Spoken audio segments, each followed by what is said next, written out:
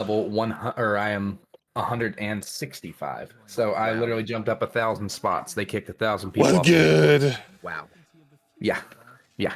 So All right, let me. still not great. They should have gone. They should have just wiped the whole boards and had everybody replace. Boys, girls, and everyone else, we're back with another Destiny Rising live stream. And this one, we are yapping. We're yapping, baby. We're going to be yapping with some of the top content creators of Destiny Rising. We're already starting the conversation, as you guys saw a little bit there. But yeah, should be a good time. A lot of these guys are really awesome. I've already talked to some of them already, but want to go ahead and, yeah, kind of get straight into it. So let me pull them up on stream ever so. Where my Discord at? Hello, Discord. Come back. Boom. Do this. Come down. Come down. Bam. I do want to keep Destiny Rising open or not? Unclear. All right. So we're going to go ahead and full screen this. You guys can see who's all talking at what time. Should be a good time. Let's get straight to it.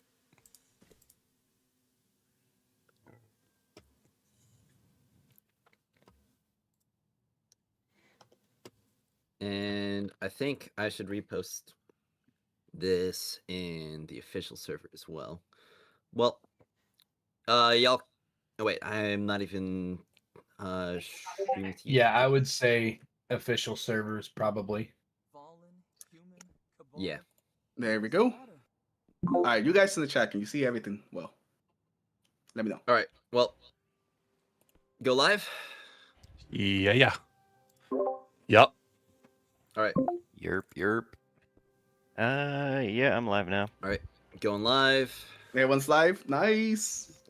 All right. Twitch outputs ready. What's Got good, everything ready on Rufio? YouTube, What's post the good? Stream notification on my server, and I will post it in the good. creator showcase as well.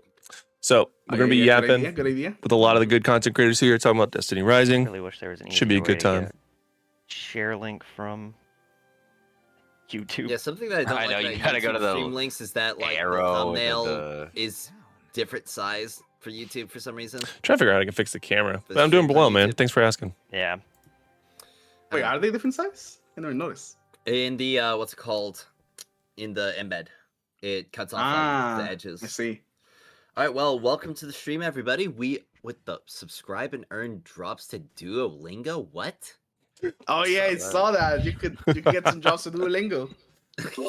Shameless plug.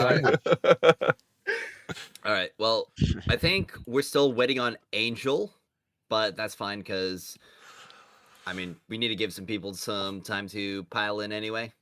Pile into the stream. I feel like I'm being watched. I need to Yo, figure what out. up? Who need bag? Scan the area for X's. I need to fix my camera here. I could probably get some background music playing now that I think about it. Yo, Joe's got the whole setup over there, bro. He's ready. Oh yeah, He's yeah. over there. Nice work, Joe. I gotta get myself a green screen like you have. It's honestly, I showed it off in one of my last streams. It's a mic stand with a broom taped to the top of it. Oh, really? And then I just brought some That's awesome. fabric from Fabricland, so it's pretty shambled together. All right. Hey man, it works. Yeah, Why- I know. Why don't I just get like a Destiny like chill mix, like tower music? One step toward change is always the hardest. Everything else is easy. It's hilarious. Yep. My camera won't work because I'm live. I can't get it to work otherwise. Let me just get this playing. Yo, what's good, Milk Dud? Did you say Milk Dud? Yeah, that's my boy. Always with the penguin emotes. Yes, it is Virus.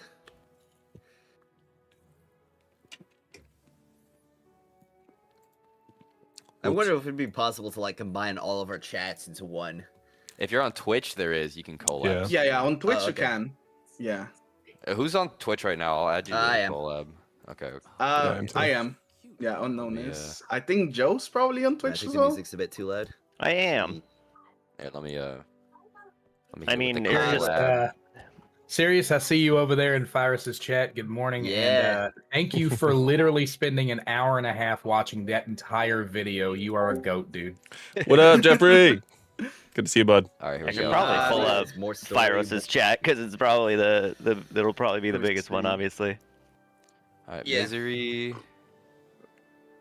Their sounds kind of low, or I'll Agent. put them up a bit higher so you guys can hear them better.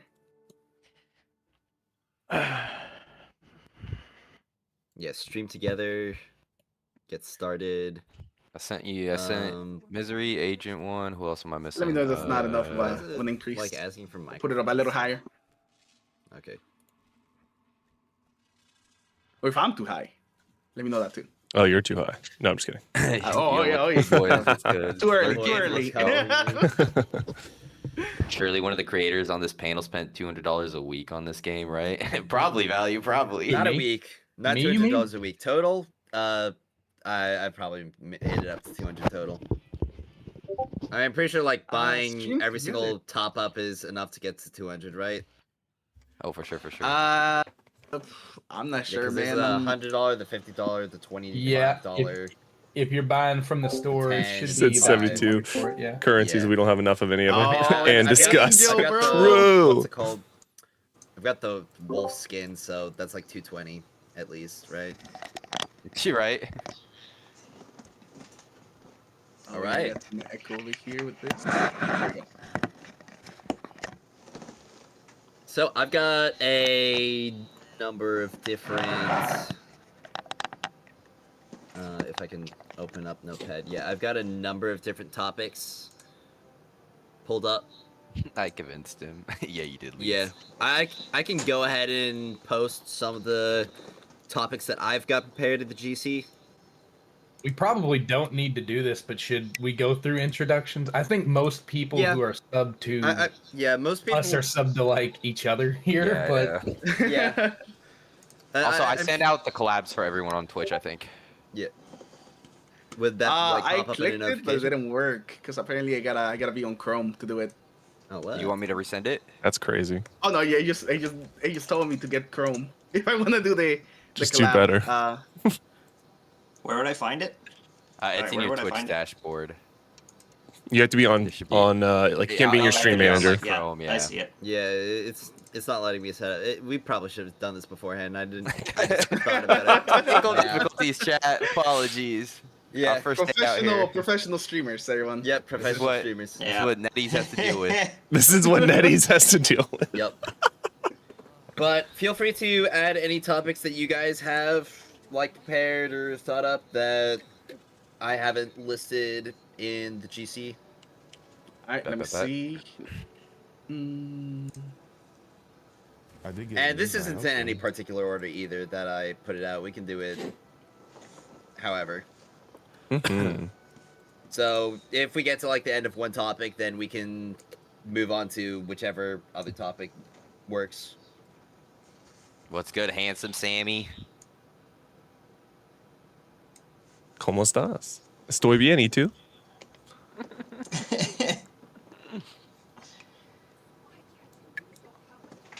That's all I got. Don't Still haven't push it. eaten my breakfast yet either. So Neither have I. So wait, the Yeah. chat's already. I combined now? definitely Yeah, on Twitch. postponed in bed a little bit too long. Yeah, I combined them. I think you might need. all right, well, Play the 2 collab Production invite. said I don't know anyone here but Virus, so probably would be good to do some introductions. Perfect. Way to get personally, ratioed, I okay. don't really feel like that I need much of an introduction. But I mean, I'm not like that in my head that I think that anybody playing Destiny Rising would know who I am. So Oh my gosh, is that Well, let- Agent? Is that MTAG? Yeah. well, let's just go from like top left to top right from my perspective. So Joe, why don't you lead us off? Hey, I'm Joe Nova. I Mhm. do the same shit Virus does. I make some Destiny Rising content. You can check me out at youtube.com/Joe Nova Destiny. Yep. You're Alright, well, next. Yep, I'm Virus. I'm sure most people who clicked onto the stream probably know me, but if you don't know me, I've been making Destiny Rising content since the beta. I've been very, very passionate about this game. And I have also not shied away from criticism since day one. In fact, my very first video was a video criticizing the monetization. It's gonna be interesting to hear thoughts on the state of the game. Oh yes. And since then, you know, launch came around and I just grinded away, put out a lot of videos, and there's, you know, here we are today. And, you know, a little bit of extra background for those of you who don't know, I've been playing Destiny since slightly before the Taken King came out. I actually started, I think, before, like, a week before they made the announcement of that DLC. Okay. So, long-time Destiny player, been on and off. Sometimes due to hardware, sometimes due to hard times. And, you know, I love this game. All right, G-Shun, you're up next. What's good, boys? My name's the G-Shun. The. I'm a D1 vet. Started the game probably like the day of it came out. Figured out the game Okay. was a thing a week before and decided to try this content thing out. But I've been having a blast. I do the kind of the same stuff, a bunch of guides and things. I'm probably the most washed Shifting Gates player already. Everyone in the chat already likes to clown me on it, so you know we know you elites. But yeah, much love to all you guys inviting me out onto this. I'm looking forward to it, building up the community for everyone and all that good stuff. I Sweet. think that's you, Misery. I was like, am I next? What's up? I call main, by the way. I'm an old man. No, I actually started content creation for Diablo Immortal. Still actually cover that game. That's the game I came from.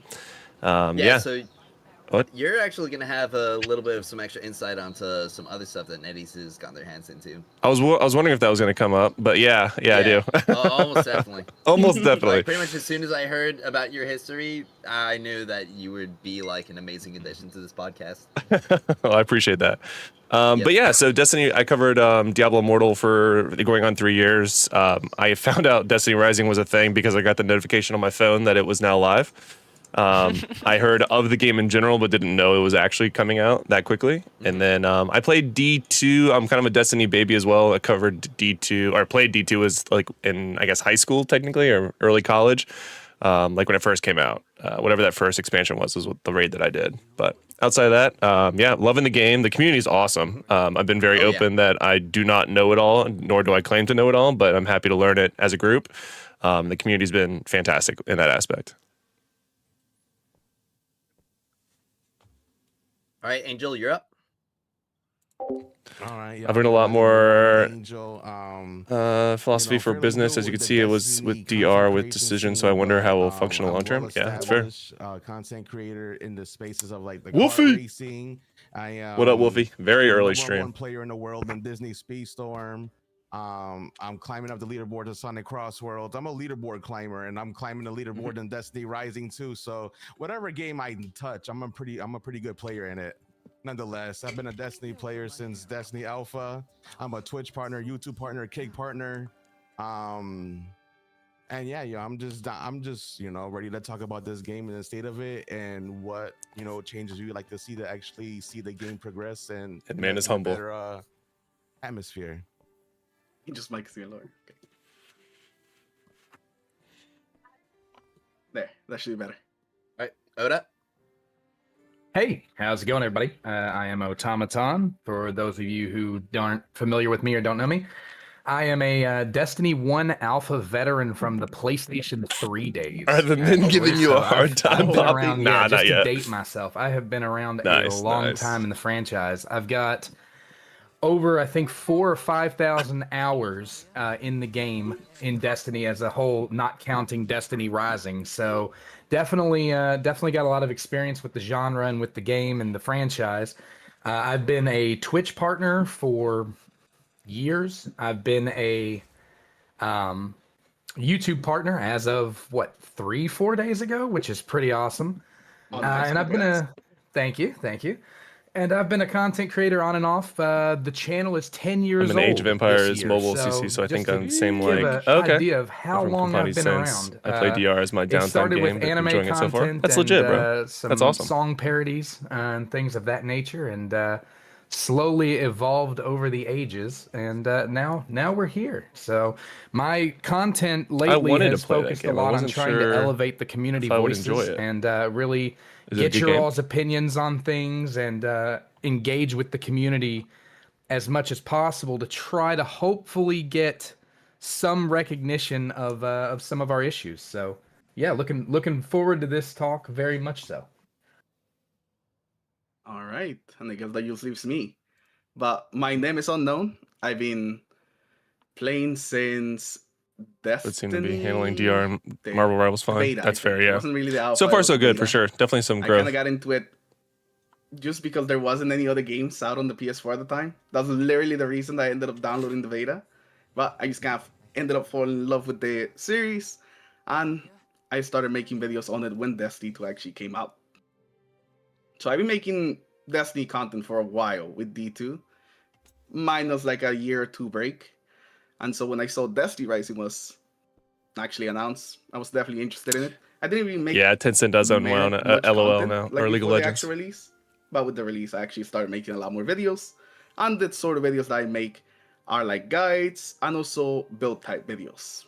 You know, I'm big into builds in D2. That's kind of like the main thing I did over there. So I kind of brought that over here as well. And that's pretty much it.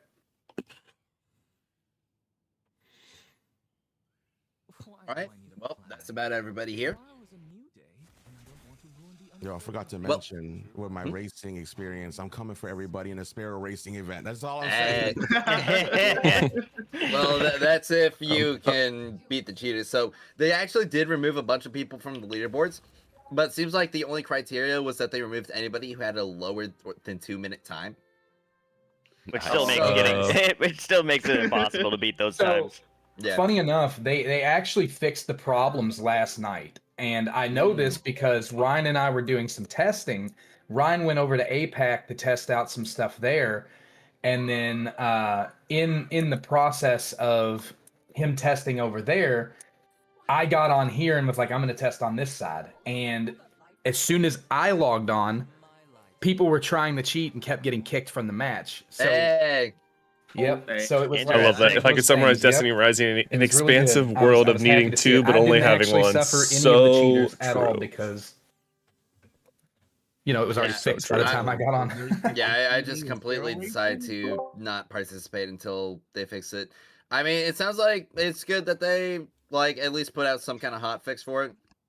It I is don't weird really that they know put if it's no gonna be even statement out. possible to get like in the top 50 anymore, because like, is it even possible to get like a sub 205 or something like that, or a sub I think 210? I think it's about like 215, 213 ish.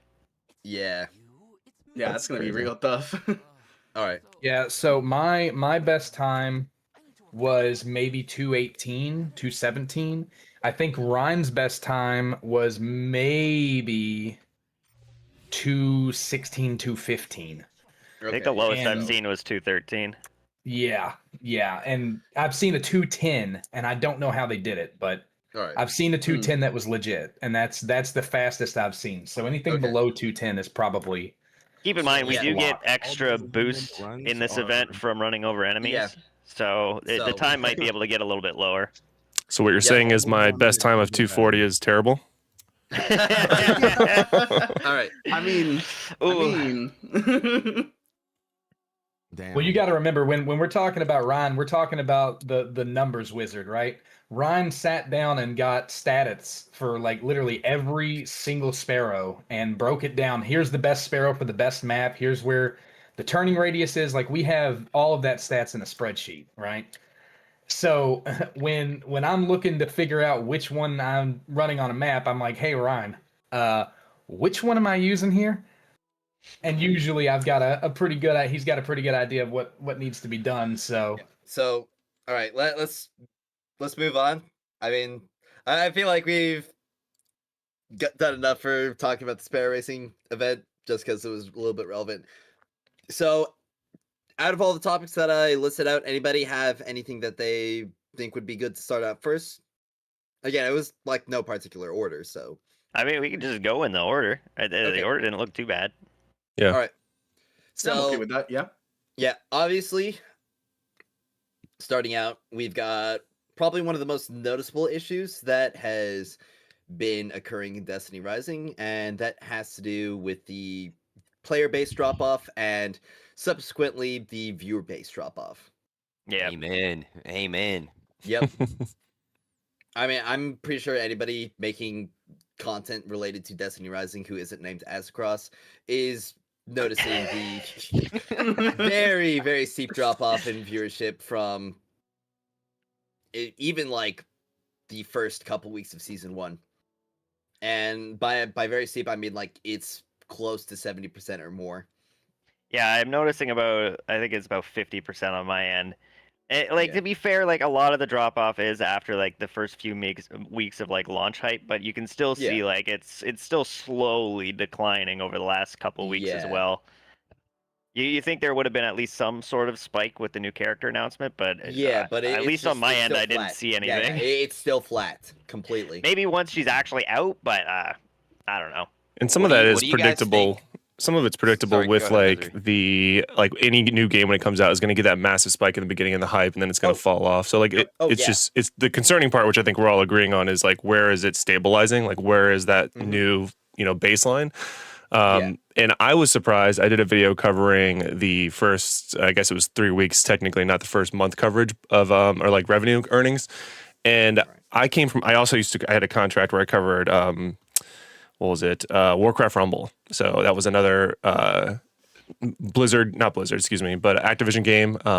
And it actually earned more than Destiny Rising in the first month by almost 4 million, which I was very surprised by because that game was similar to Destiny Rising in the sense of like how free to play friendly it was, or in the article that I was covering was, maybe too generous. But it is interesting the baseline being a lot lower than what I would have thought, because the game as an entity is fantastic. Like, at a baseline, like the game is incredibly polished, but it does have some growth opportunities for sure. Absolutely. What do you guys think that NetEase could do on their end to like help, like especially smaller creators? Like, should they be feeding out more sponsorships to the bigger creators so that more people are like, hooked on the game and stuff? Because it kind of, at least to me, feels like there was that first wave of people that saw the game and hopped in. But now, since I'm not at least seeing as much of an ad push on their end for getting like even when they had the FaZe members doing the collab and stuff, there's not as many new eyes on the game and stuff. Which I think if they got some folks in with bigger numbers, they could keep growing that new audience, which is just better for the game overall. I think they need to make a decision on the path they want to take. Like, are you promoting to 100%. gacha players, or are you promoting to Destiny players? Because exactly. they need to decide on one or the other, because mixing the two isn't going to make for a good promotion effort. I was going to say I the feel like most of the exact time. same Oh, thing. okay. No, you go. So you guys don't think that combining both the Destiny player base and a gacha player base is a good thing? Well, I think they hate each other, honestly. It Yeah, just doesn't well, make hold on. So to be fair, I don't think that combining them is necessarily a bad thing. They do run kind of counterintuitive with some mechanics, right? Mr. But the Sneaky, I issue agree is with that that. they're clutching They've pearls shown that a when lot. it comes to some of the gacha mechanics, some of the heavier gacha mechanics, like really restricting mats and resources and slow power progression and grind. But they're advertising to the shooter crowd, right? Yeah. So the issue we have here is they're trying to sell chocolate to a diabetic. It's not a great idea. It's really not. And Yeah, trying I to- think that yeah. they gotta be just trying to reach out to more actual gacha creators. I feel like yes, every single sponsorship like deal that they done, it's to either Destiny players, which they already kind of had. They didn't really need to go after Destiny players, or mobile shooter guys, which there is some overlap right there. They could definitely get some of the mobile shooter guys, but we have not seen a lot of big gacha creators getting to any Destiny Rising or putting any like Destiny Rising videos out there. yeah. at Other all. than MTech, I haven't seen any gacha creators that even remotely gave this game a glance, and that's sad. Because I think the only reason he gave it a glance is because he has obvious Destiny history before he switched to Genshin. I've said it before. I'll say it again. MTash was basically a gimme because this is, and I'm not saying anything negative about him, of course, but this is a game that was practically designed for him. Like it's kind of obvious that he's going to play it. But Well, is the best strategy to problem push is- content creators, or is it to push other advertising revenue I'm or personally, I opportunities? feel like the best strategy is just to make the game super good, and that way you just have people talking about the game, because Right. the best advertisement is a satisfied customer. Agreed. Yep, word of mouth. But the other thing that I think they could do that would more than even marketing at this point, that would massively improve things is they've got to be more vocal. They have got to start getting in front of things and talking about, hey, we're Lord looking at Brandon, this, or, why are hey, you we not hear on this. here? Like they cannot just No. ignore every single piece of criticism. I'll put a good word or- in. and I was maybe they're added not late. ignoring it. I don't think I was they added are. very I like- late. maybe I'm naive, but I like to believe that they're at least considering all of this stuff we're putting out in the Oh public no, space. and Brandon. That's all the cooked. I was conversations we're added like last facilitating, week. But they have got to do a better job about communicating to us We'll get that you on they the are next one, aware, bud. so we can shut up and move on to other things. Because I think your to be opinion's fair, valuable they as well, did- for sure. They did talk about the leaderboards for Eclipse, even though it was post Eclipse finishing when they finally did make their statement. Yeah. They still haven't said anything about Sparrow Racing. They put the patch out, but they haven't said anything about it, any plans or what. Yeah. And beyond that, I mean, talking a bit more about like the audience and stuff, this game just straight up won't or doesn't appeal to the main gacha user base. Yeah, I got you, Brandon. Brandon, even though our time together I was mean, just to be very frank, At least not thin, until the I Hellhat mean, swimsuit I comes appreciate out. your like Well, level-headedness. I watched a couple of your streams. Like I know you have really good Like- opinions, so I'm definitely interested in said, getting you in here. We need that Marasoft Yeah, swimsuit agreed. outfit.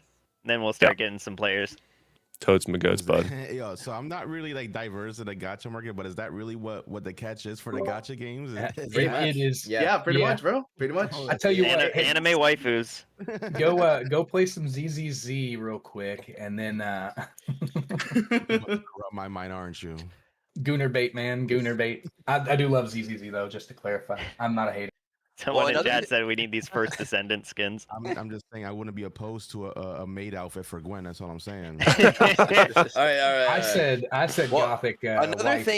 Another thing that at least some people have mentioned to me is that there's not really any systems in play that people can whale on that if they want to Exactly. whale on. You That's know what Yeah, I mean? the monetization I- wise, they missed the mark. There's Yeah, like not well- really much cosmetic wise. They're releasing Yeah. weapon skins very slowly. Very. Yeah, because like, I'd like to again- hear your guys' opinion on this. Because, like, for example, I came from Summoner's War, which is a big gacha game as Oh, yeah. well, and they would have things where there not only would there just be a lot of like renewable packages that you could buy, kind of like the bundles in our game, but they would be like a almost a nonstop limit that you could whale into, which would actually help contribute into like I guess our version of artifacts in that game. But they would also have a lot of incentives for like different like skins and things of that nature for the collectors that really care about those kinds of things. Collectors and stuff would be able to whale on those things as well.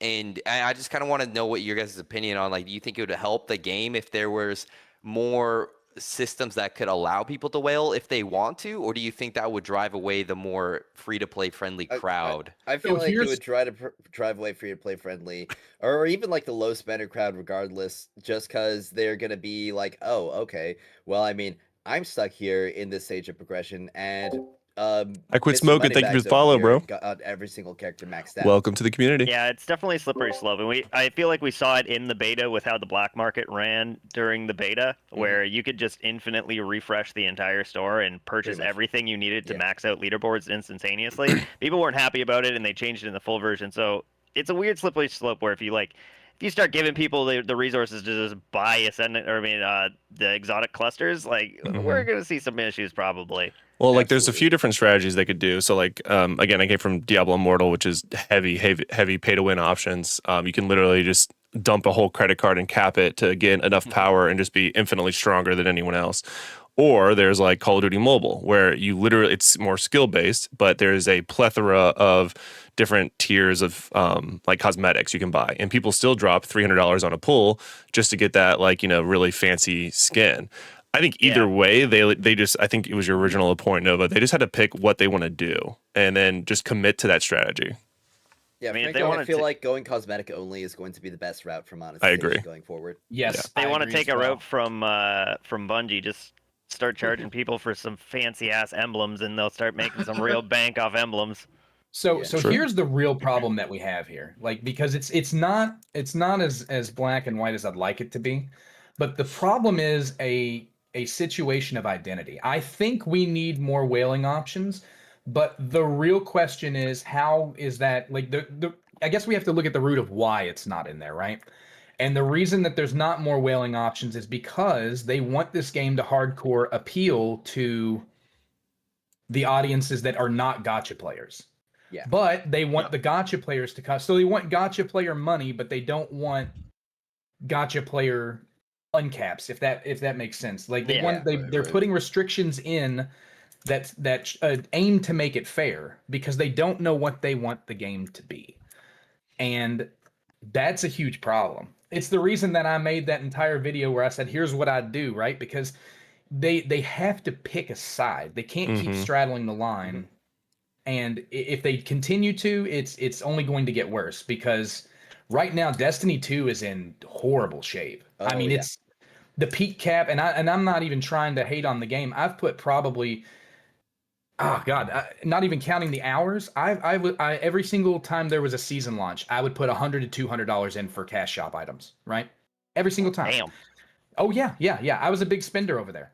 Well, I do you bought think that's part of the game on issue? free- Do what? Do you think that's part of the issue? Is that because D2 is in such a bad state, it's impacting Destiny Yes. Rising now? Almost Oh, yes, definitely. like the Oh, yeah, like, exactly what I'm remember getting that at. 70% drop in viewership that I talked about before? That maps directly onto Destiny 2 according to a recent sweat. Oh, really? Wow.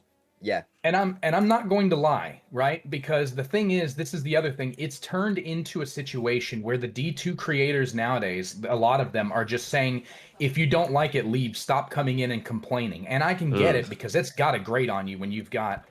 But when you tell people to go somewhere else and then they go somewhere else, it's a ripple effect. That's Yeah. what happens, you know? That's why as a creator, one of my things is I'm going to try to elevate even the voices I don't agree with Hmm. as much as possible because there's different perspectives on it. But in order to actually like bring this back, Destiny Rising has to somewhat separate itself from Destiny 2. They have to, the name is not doing them any favors anymore. Right. Agreed. And you know, the first route to that, they have to pick an identity.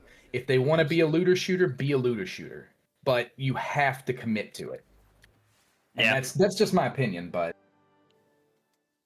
No, I'm pretty sure everyone here agrees that Hmm. there has to be a point where they have to go after just one audience instead of trying to tackle on just two very different types of audience that don't really.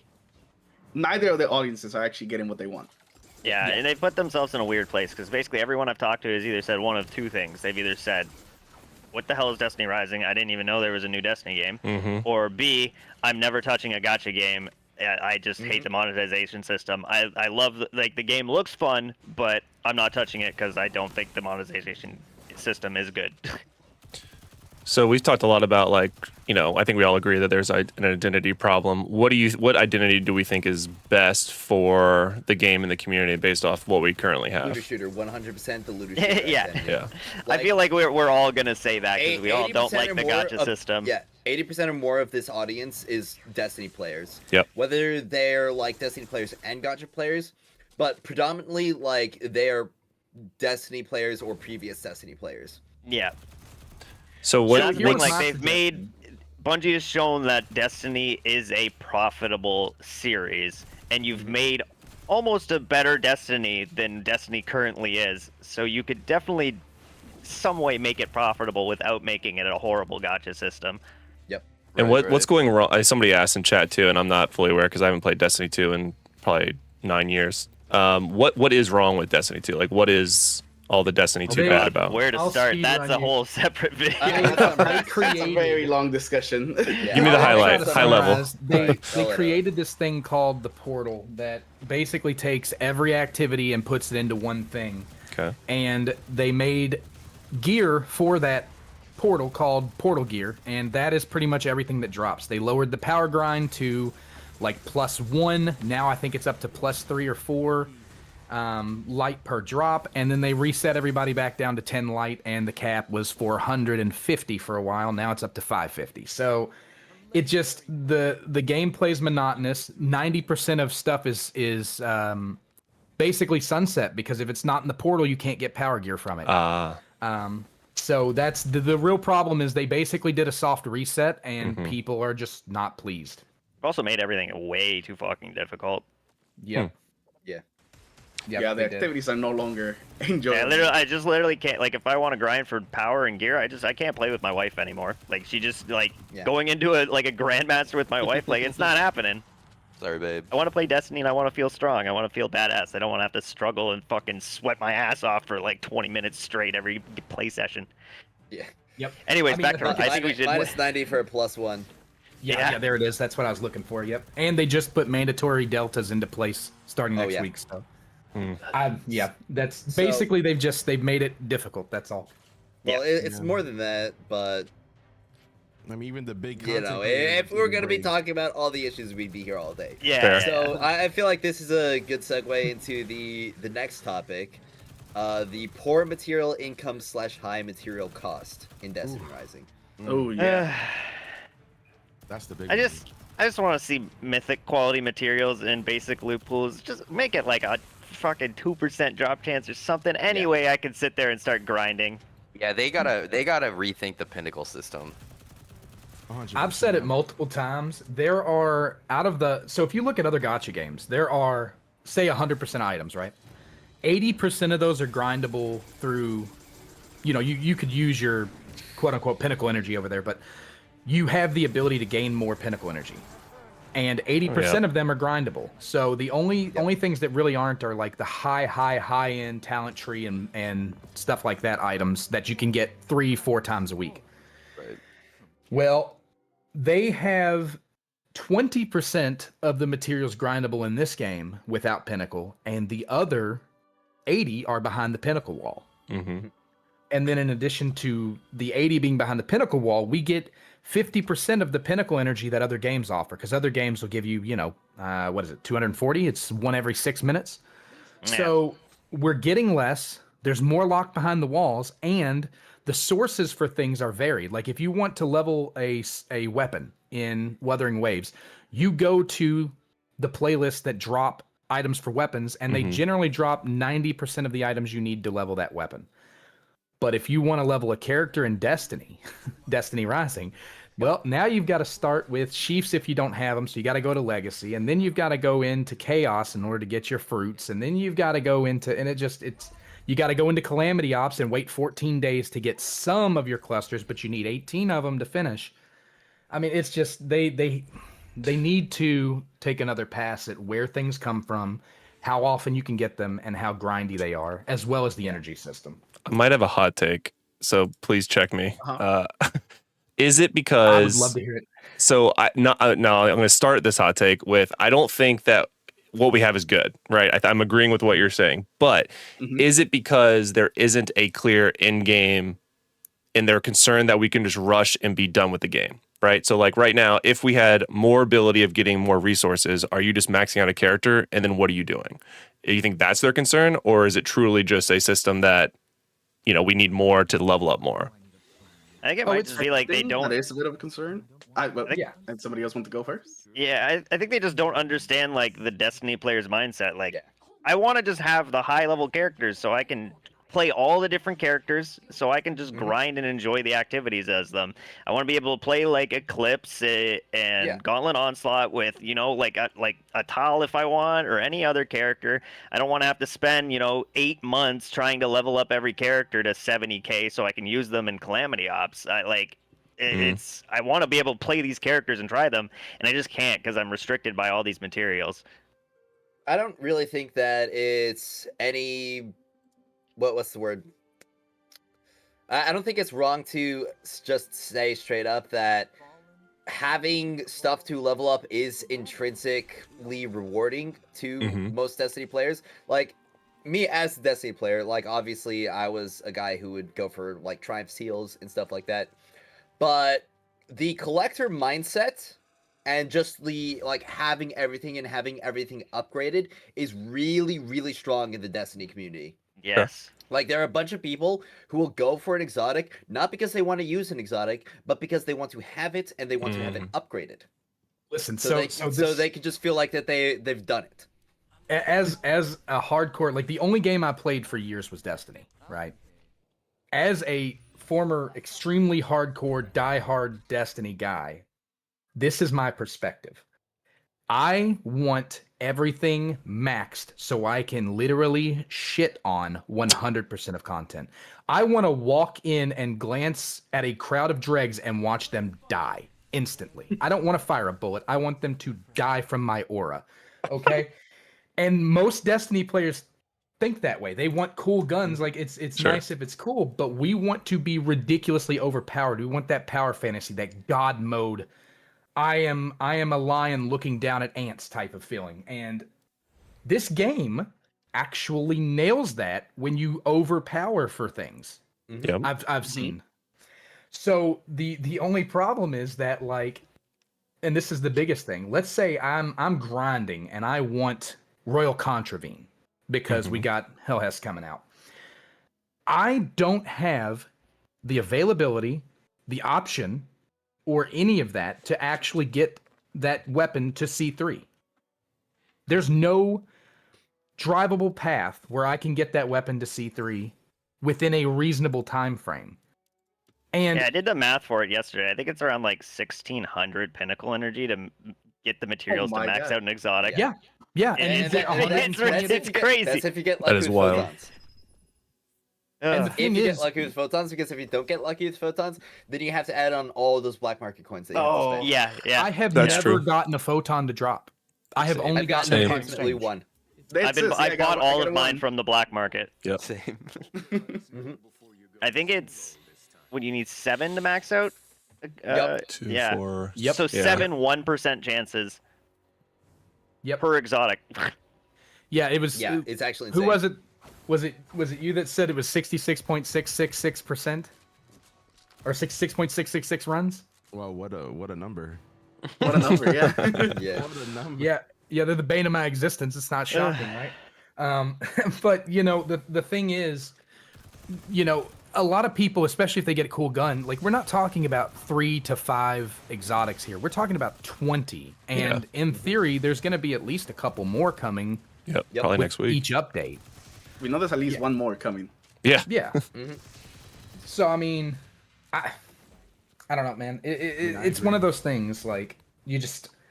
So it's the real goal is as a player, because I have very limited experience in Destiny. So like I was thinking about this the other day, and I was like, I mean, like, what is it a pinnacle problem? Is it a grind problem? Is it a lack of an end game that we're lost on? But you're thinking like the general community just wants the ability of easily maxing characters to get that sort of power. Well, feeling. not easily, no. Well, like, not easily. Yeah, But just a wanna be able to grindable do way. it. Yeah, a we grindable just want way. to be able to do it. Like, if it takes freaking 20 hours to max out a character, Right. or hell, if it takes 40 hours to max a character, people will do it. Yeah. As Yeah. long as there's a clear path, right? Like that's Yeah, the idea. as long as Yeah, as there's long as like there's a clear path and it's not like some really asinine bullcrap, kind of like how The 1.5%. Singularity Chaos is right now. Yeah, like we're talking. I believe we're talking at least a month per character at the moment, which is. And that's just for the material costs, and that's not Right. even Yeah. to get them to like max. That's just to get them to like base 200 artifacts, Mhm. a fully built exotic, and their relic as well. I have a question for you guys. And Do the you weapons. think if they swapped Expanse and Calamity to weekly instead of bi-weekly, would it be a huge fix to the problem? I think it would help. It Personally. would help, but I mean, it it'd wouldn't help, but, be a like, fix. Because you're doubling you're doubling not only the clusters, you'd be doubling fruits, you'd be Mhm. doubling Lumina leaves, you'd be doubling whatever those stupid ring things are to refractor. Yeah. Yeah, You'd be but- doubling all that in the Expanse per month. I'm but really hesitant to like say just move it to a weekly thing without also just addressing the rest of the material income stuff, because Yeah. you also have to like Sure. remind yourselves that we have to be casual friendly.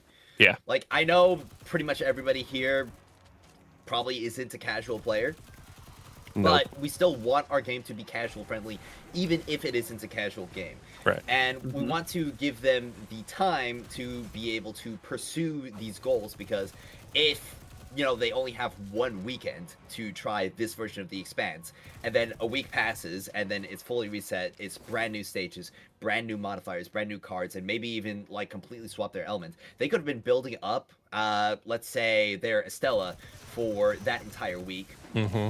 And, you know, maybe they don't get it that weekend, and then the next week it's freaking, let's say, Void and, I don't know, Piercing. Right. Yeah. And now all of a sudden, you know, they can't use the Stella. So they have to then build a different character. That's And- fair. true. Maybe it's Yeah, the that kind of rewards rat reset race weekly, but is- the I guess modifiers, if you will, reset on a different cadence. So that, because I mean, I agree that you need the cadence. You need to have a you know, sort of beginner friendly model where anyone can pick up the game and understand, okay, cool, I like this game or not, without scaring them with being overwhelmed. Yeah. And I think we're close to that right now with how many different material upgrades there are, and that's without even knowing how impossible it is to fully upgrade something. Yeah, too Yeah. many materials. Yeah. I feel like also, I mean, if you're adding the looter shooter aspect to this game, you can't have a looter shooter and cap people from looting, because at that point, yeah. you know, you're scaring away the looter shooter player base, because it's like, well, I can't really progress because nothing that I'm getting, the basic rewards don't mean anything. Yep. You need the Yeah. rewards that are from the pinnacle energy. What Destiny Yeah. players love seeing the number go up. Oh, yeah. Big number go up. Oh, yeah. Big number, good. Big number go up. Big number go big. Monkey Yeah, brain go happy. And someone in chat is Go even up, bring go talking ahead. about. Someone in chat's even talking about just being able to refund our exotic materials. God, like say, yes. you know, you dumped into a character. If you're a casual If- player, you know what I mean? Okay, but here's the deal. Like, I would much rather just have the ability to build multiple exotics rather than just like shuffle around my materials, because that's That's a good ultimately- point. Agreed. If they had a system in place that made it easier to just have multiple exotics built, I'd take that any day over having to like Yeah. max all Yeah, your things 'cause- into one. But at least at the moment, as it stands, it feels like the exotic infusion cores. I'm like being fully free to play and stuff. Like I'm so down bad on those on a weekly basis Oh. that Yeah. it's just like I have to like spend all my pinnacle and legendary missions to like grind those 4 at a time. You know what I mean? So if they You were don't able Four at to, a time for all Yeah. that pinnacle energy's worth it. it's probably not. But your boy needs It's some not. exotic Yeah. infusions. I mean, I'm just gonna say straight up, if Pandora was not coming to me daily with 40 cores and a photon, I would not be anywhere close to maxing out my Mahamiri. I feel like if they were to take that route, you're just having people playing inventory management the game. Like you're Yeah, not that's a even good like point. you're gonna spend more time in your inventory. Like, okay, I want to play this activity that needs this character. All right, time to take everything off Tan 2, swap it over to the other guy, spend 15, 20 minutes moving all my resources over, and then you want to Yep. go to the next activity that requires, you know, instead of Ningfei, it requires, you know, Gwen. You're just gonna take it. It's I feel like you're just asking for people to be playing inventory management at Yeah. that point. Like, But let's you are just- losing a bit of resources every time you reset. It's not a lot. It's like 10%, but you are losing. 10% of the infinite glimmer I have. Yeah. So, I feel like now we could move on to the next one, Mhm. which I feel like moving pretty cleanly into that. The terrible RNG on basically everything. And I have listed low artifact drop rates, refactoring, just that entire system. Yeah.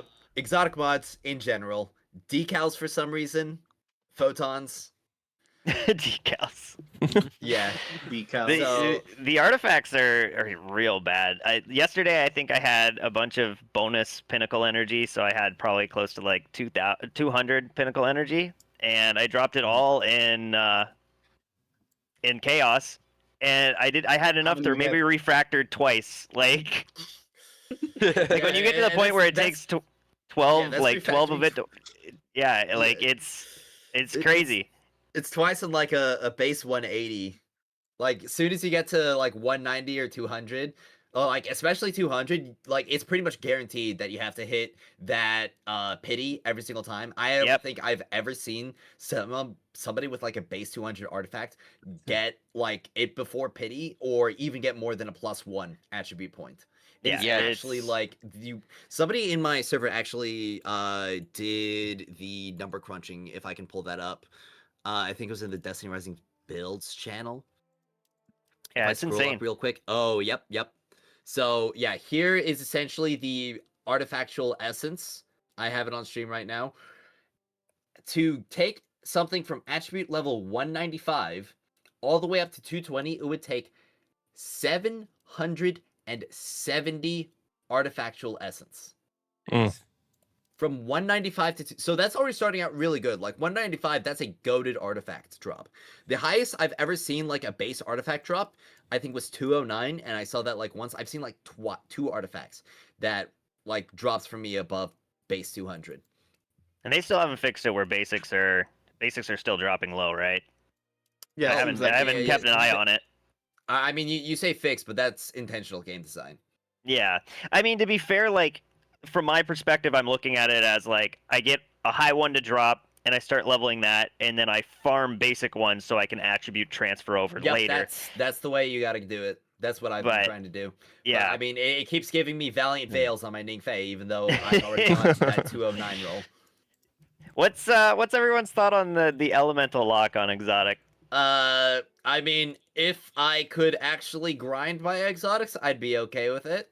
But personally, I just don't really see any reason why the elemental lock exists, considering that there's not really any sort of like actual identity between the artifacts. If it was a different system, like if we had like exotics that were actually like exotic armor in Destiny 2, where you could only equip one, and it had a very unique perk, then I could definitely be okay with them having some lockout, maybe some elemental lockouts. But honestly, I feel like a rolled lockout would work a lot better than an elemental lockout. I feel like that would have been an interesting system if they made it so you could equip 3 of the mythic artifacts, and then there was like one exotic artifact, and that exotic artifact had like completely different special perks, like stat effects compared to the mythic ones to make them feel more like exotic armor. I feel like it would be better to just have a separate exotic slot. Yeah. Because if we did it that way, then it would basically just be like, okay, which slot has like the worst artifacts compared to like the worst mythics compared to the exotics. True. Or like which exotic can I not live without? And I would much rather have like 4 mythics and 1 exotic that is like very exclusive, very powerful. And I already talked about some other ideas of what they could do, and it should be like some really character changing stuff. One thing that I mentioned was a void item in Risk of Rain. Risk of Rain 2 specifically. It took the ukulele, which originally is an item where when you hit an enemy, it would like spread some lightning out to other targets. But the corrupted version of that item made it so that the extra damage would just then be like focused onto the same target. So I was thinking like an exotic like that with, I don't know, like Caber or Ningfei, that'd go insane. You can have even something like the different Nova bombs, like say Ikora. Instead of having one like Slova bomb, you could have an artifact that switches it into like a 3 split, like we had in Destiny 1. I don't really think it would be a good idea to make it like character specific changes like that. Maybe just like some general changes, because like obviously something chain lightning, that's something that pretty much every single, well, not every single character, but it's something that a lot more characters can make use of. But, you know, obviously something like turning a Slova bomb into, like, I don't know, the cluster Nova bomb, that's just specific to Ikora. True. Yeah. What are you talking about, like characters and things that are locked to characters? What are you guys' opinions on, like, what if they ever change the game so that any character could kind of play any weapon kit? I don't think that's going to be possible. It would break too many things because of the kit identities. They would have to rework a lot of stuff. I definitely feel like they could open it up a little bit more. Like a choice, 1 or 2. But there would need, there would need to be some heavy reworks if they want to open up the entire system. My suggestion is like you think Ningfei is crazy with Mahamiri? Imagine giving Ningfei like sniper rifle. Hell yeah. Yeah. I mean, I think you intended that to be bad, but I think you just kind of got all of us excited. No, I intended it to be good, but yeah. So I mean, obviously, my thing is keep it in the same family, right? Like let them. So if you've got scout rifles, what's the difference between, or snipers? What's the difference between letting them use a sniper or letting them use a linear? It's the same effect, right? Because they're both piercing. Yeah. Let them stay within the Shinka addressment types. Definitely make more new characters with multiple Shinka addressment abilities, like Finala and Wolf, but particularly a 5-star preferably. But you know, It let could have him- been let him crazy, kinda work but on I that. could have heard someone saying that in the Chinese beta, Wolf was able to switch between 3 different weapon types. Maybe I misheard someone, but I might have been mishearing from someone just spewing shit. But I could have heard someone say that only Wolf was allowed to switch weapon types at some point. I don't know. This is the first time I hear about it. Stealth Yeah, aura. I heard You something got that about that as aura. well. I didn't see any like actual confirmation on it. Okay. I mean, moving a bit further into the RNG department, exotic mods. That entire system. Oh my Oh my God. gosh, Okay, please. so- Oh I have my like God. 5. I have I like didn't- 5. Please give me So- some more. So I didn't not realize only- until 2 days ago that the perk actually increases your power as well. I thought it was just like, here's a little bonus to make your perks a little bit stronger. No, I didn't it's really- realize it actually increased your power as Yeah. well. Yeah. Yep. So None of the not- exotic mods that I have so far actually match any of the perks that I want to put them on. I have one. I have You one on poor my son total of a bitch. lockdown. Yeah, so not only do you have a chance at getting an exotic mod on a weekly or daily locked out resource, being either Pinnacle Energy at an extremely low percentage, or from your frontline keys, or, you know, let's just be honest, you're getting all of them from your challenge keys. Yep. But even like right now, where I've got almost an entirely maxed out like exotic drop, like mod drop chance, I'm at 45%. There are some days where I load in, I spend 2 keys, and I get nothing. Yep. Yeah. It just completely blanks. And not only that, other but how many issue- of you have gotten mod drops from the 14% from like strikes or something like that?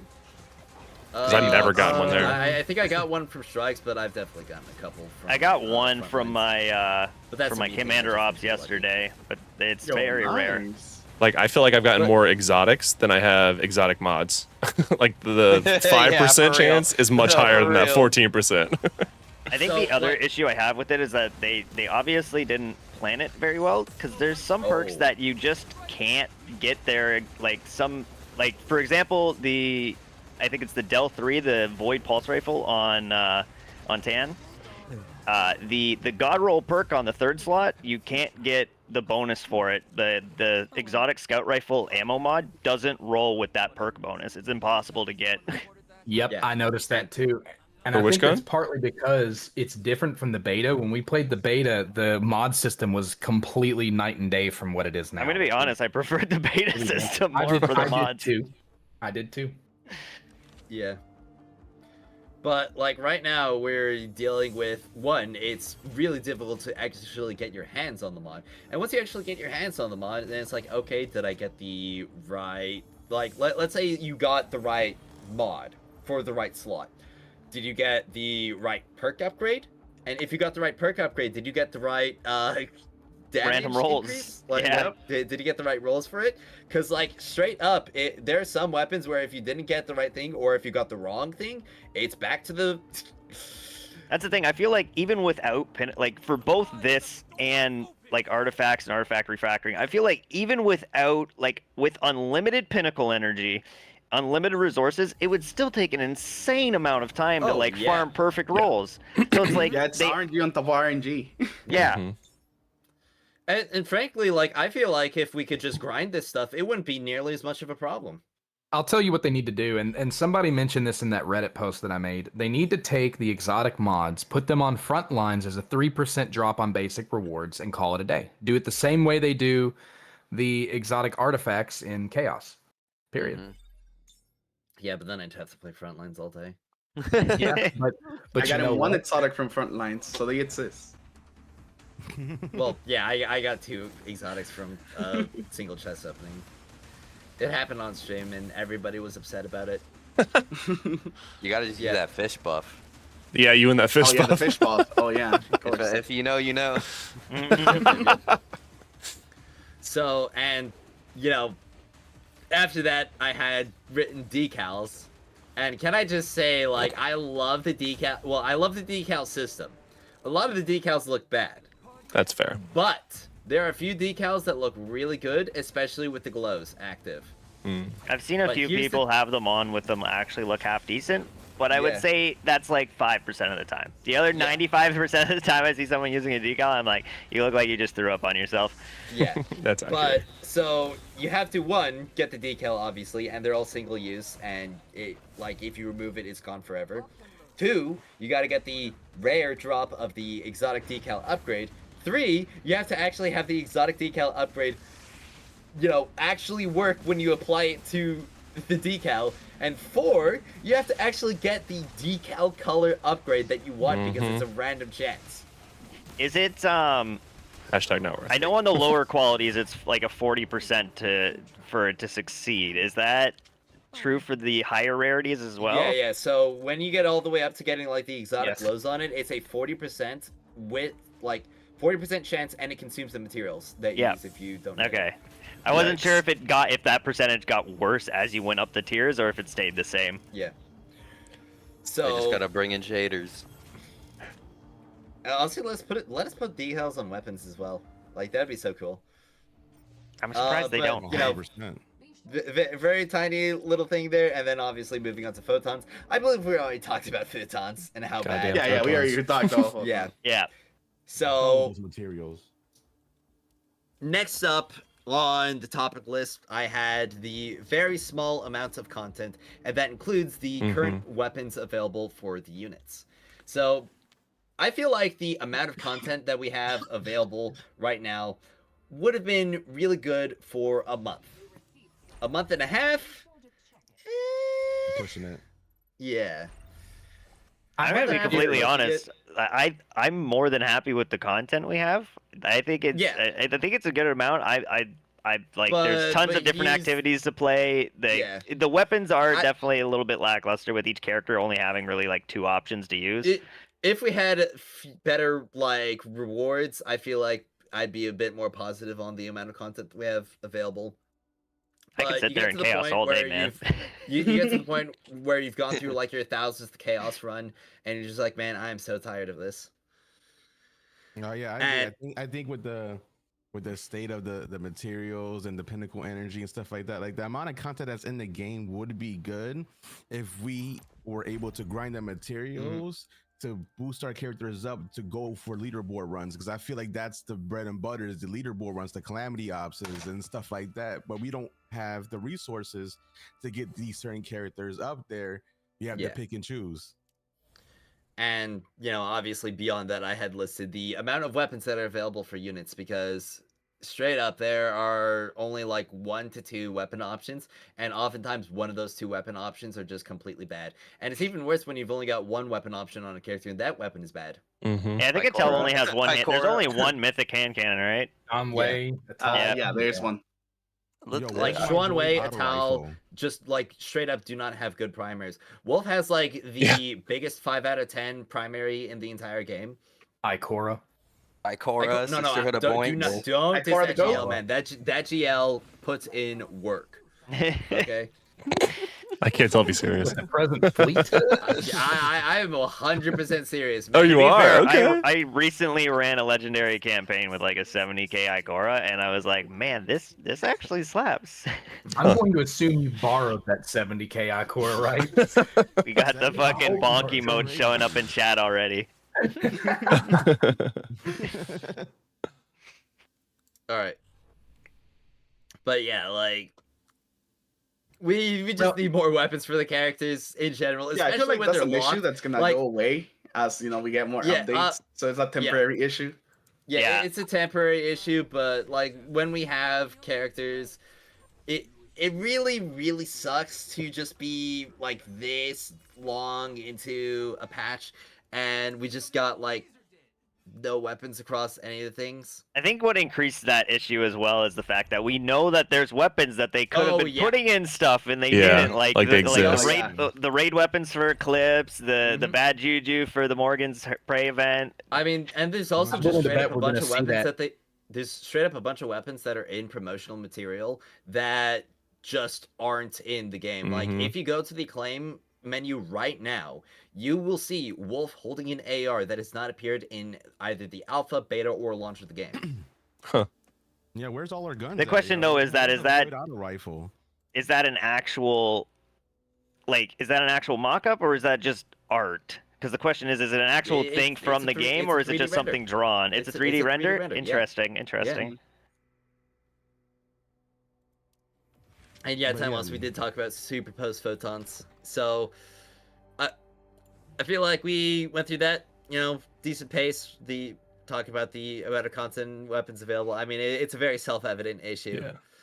Can we talk about, just to insert a little bit, can we talk about the new character? Do we think that'll bring, is that just a nice to have, or is that going to bring any more energy to the game? I'm gonna be It completely depends. honest. I feel like this character is gonna be the biggest flop ever. Do you really? Like from a damage or just from an overall acceptance?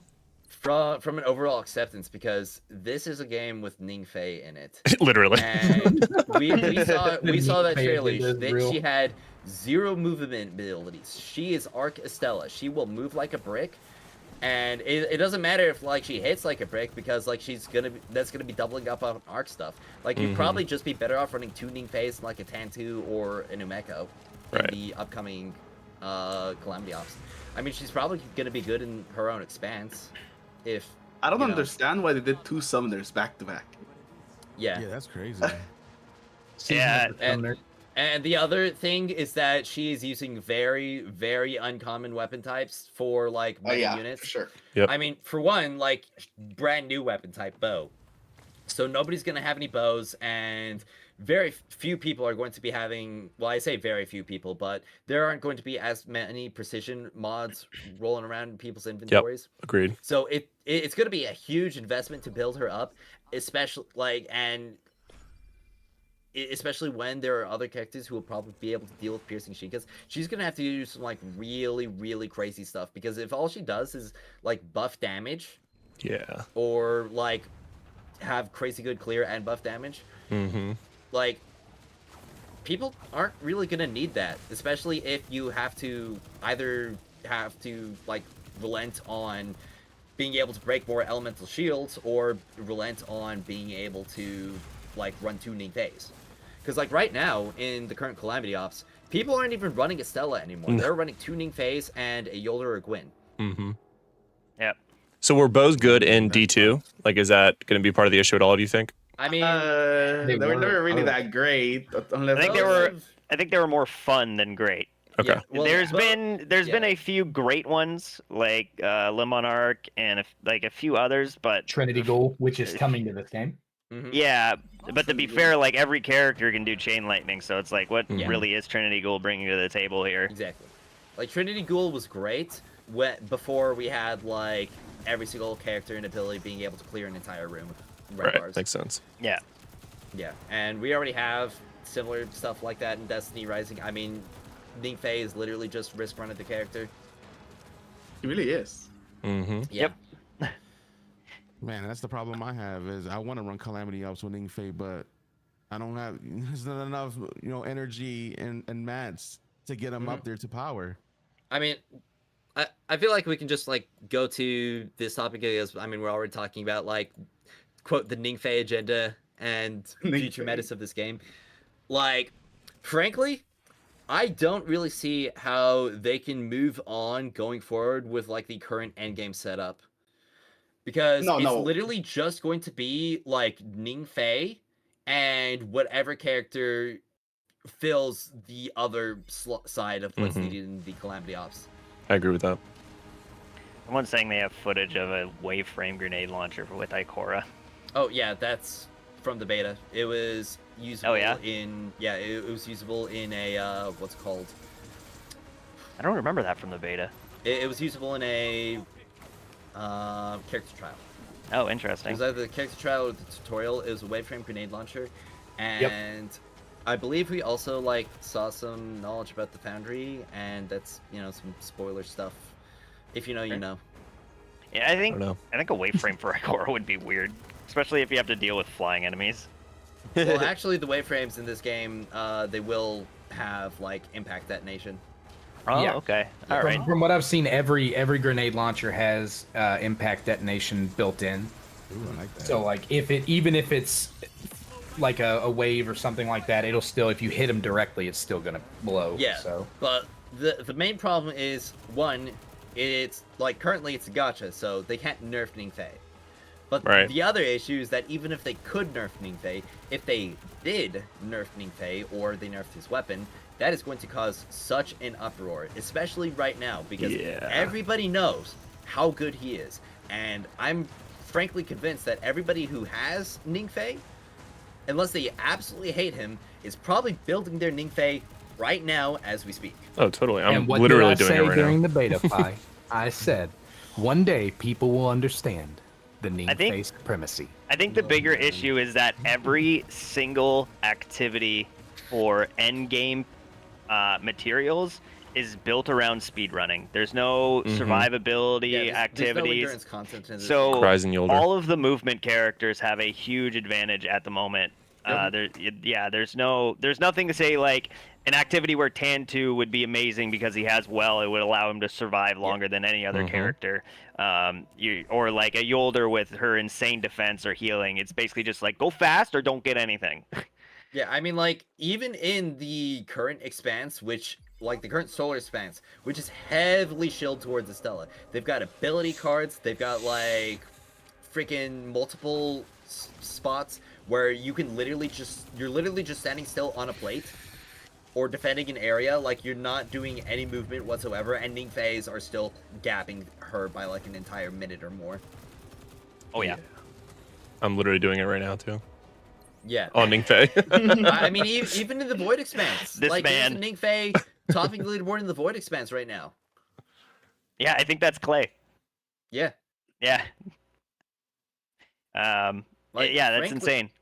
Yeah, frankly, I don't really see a way that they can continue on with the current model of the endgame without, either, doing something that's going to, like, really piss people off, which is either, Mhm. like, nerfing a character or a weapon, or, like, severely power creeping.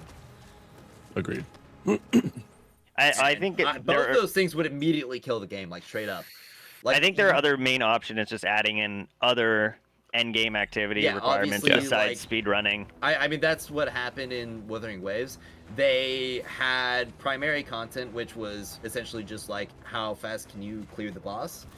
Mhm. And, there were a bunch of characters where AoE was a large part of their strength, so what they wound up doing is they wound up creating a separate endgame, which was more focused on AoE content, and how much damage that you can deal to a group of enemies, like waves of enemies. Oh, thank God Ningfei's not good at that. Well, I'm saying specifically, like, that's No, what I know. happened in Wuthering Waves. I'm just kidding. That's the thing, And like- there's some characters that were like really, really good at AoE, but not so good against bosses, and they wound up like rising all the way up to the top for that specific game mode. And you So, know, looter like, shooter players love their horde modes. Like, Yep. Oh, yep, Oh, yep. They love them. Yo, I would love a horde mode. Yeah, that'd be sick. yep. Like, if we get a piece of content where it's literally just progressive waves forever, and like the goal is to get as many waves cleared as possible, and the enemies are always increasing in difficulty, like they're dealing more damage, they're more aggressive, like they get extra modifiers on them. That'd be to sick. be fair, we've already seen that and how that changed the leaderboard. Kind of. We had Morgan's Hunt in the top leaderboard yeah, team triple was 3 Estellas. So like it That's does true. change True. things up. Yeah. God, I love that Definitely. event. I didn't love the rewards, but I love the event. Yeah. Well, I think the rewards were good for the first 15 chests, and then it just falls off too hard. Pretty heavily. Maybe I yeah. just got unlucky because I didn't get shit. Oh, really? You're I mean, should've that- guaranteed that one ties exotic.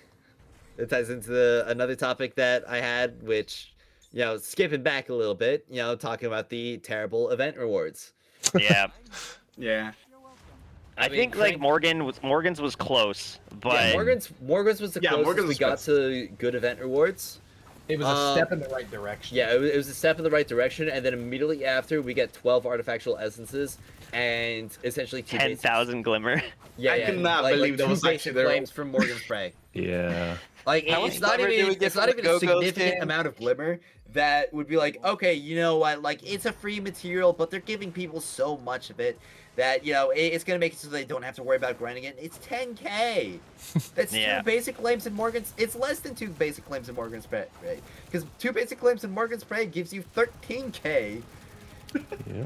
Like we got freaking like essentially like 20 pinnacle energy because like if you spend the same amount of pinnacle energy that would take to get the artifactual essences in Chaos, you'd be getting like high stat attribute exotics, and you'd also be getting elemental fruits. So you essentially get like 20 pinnacle energy and like 10 minutes of basic claims.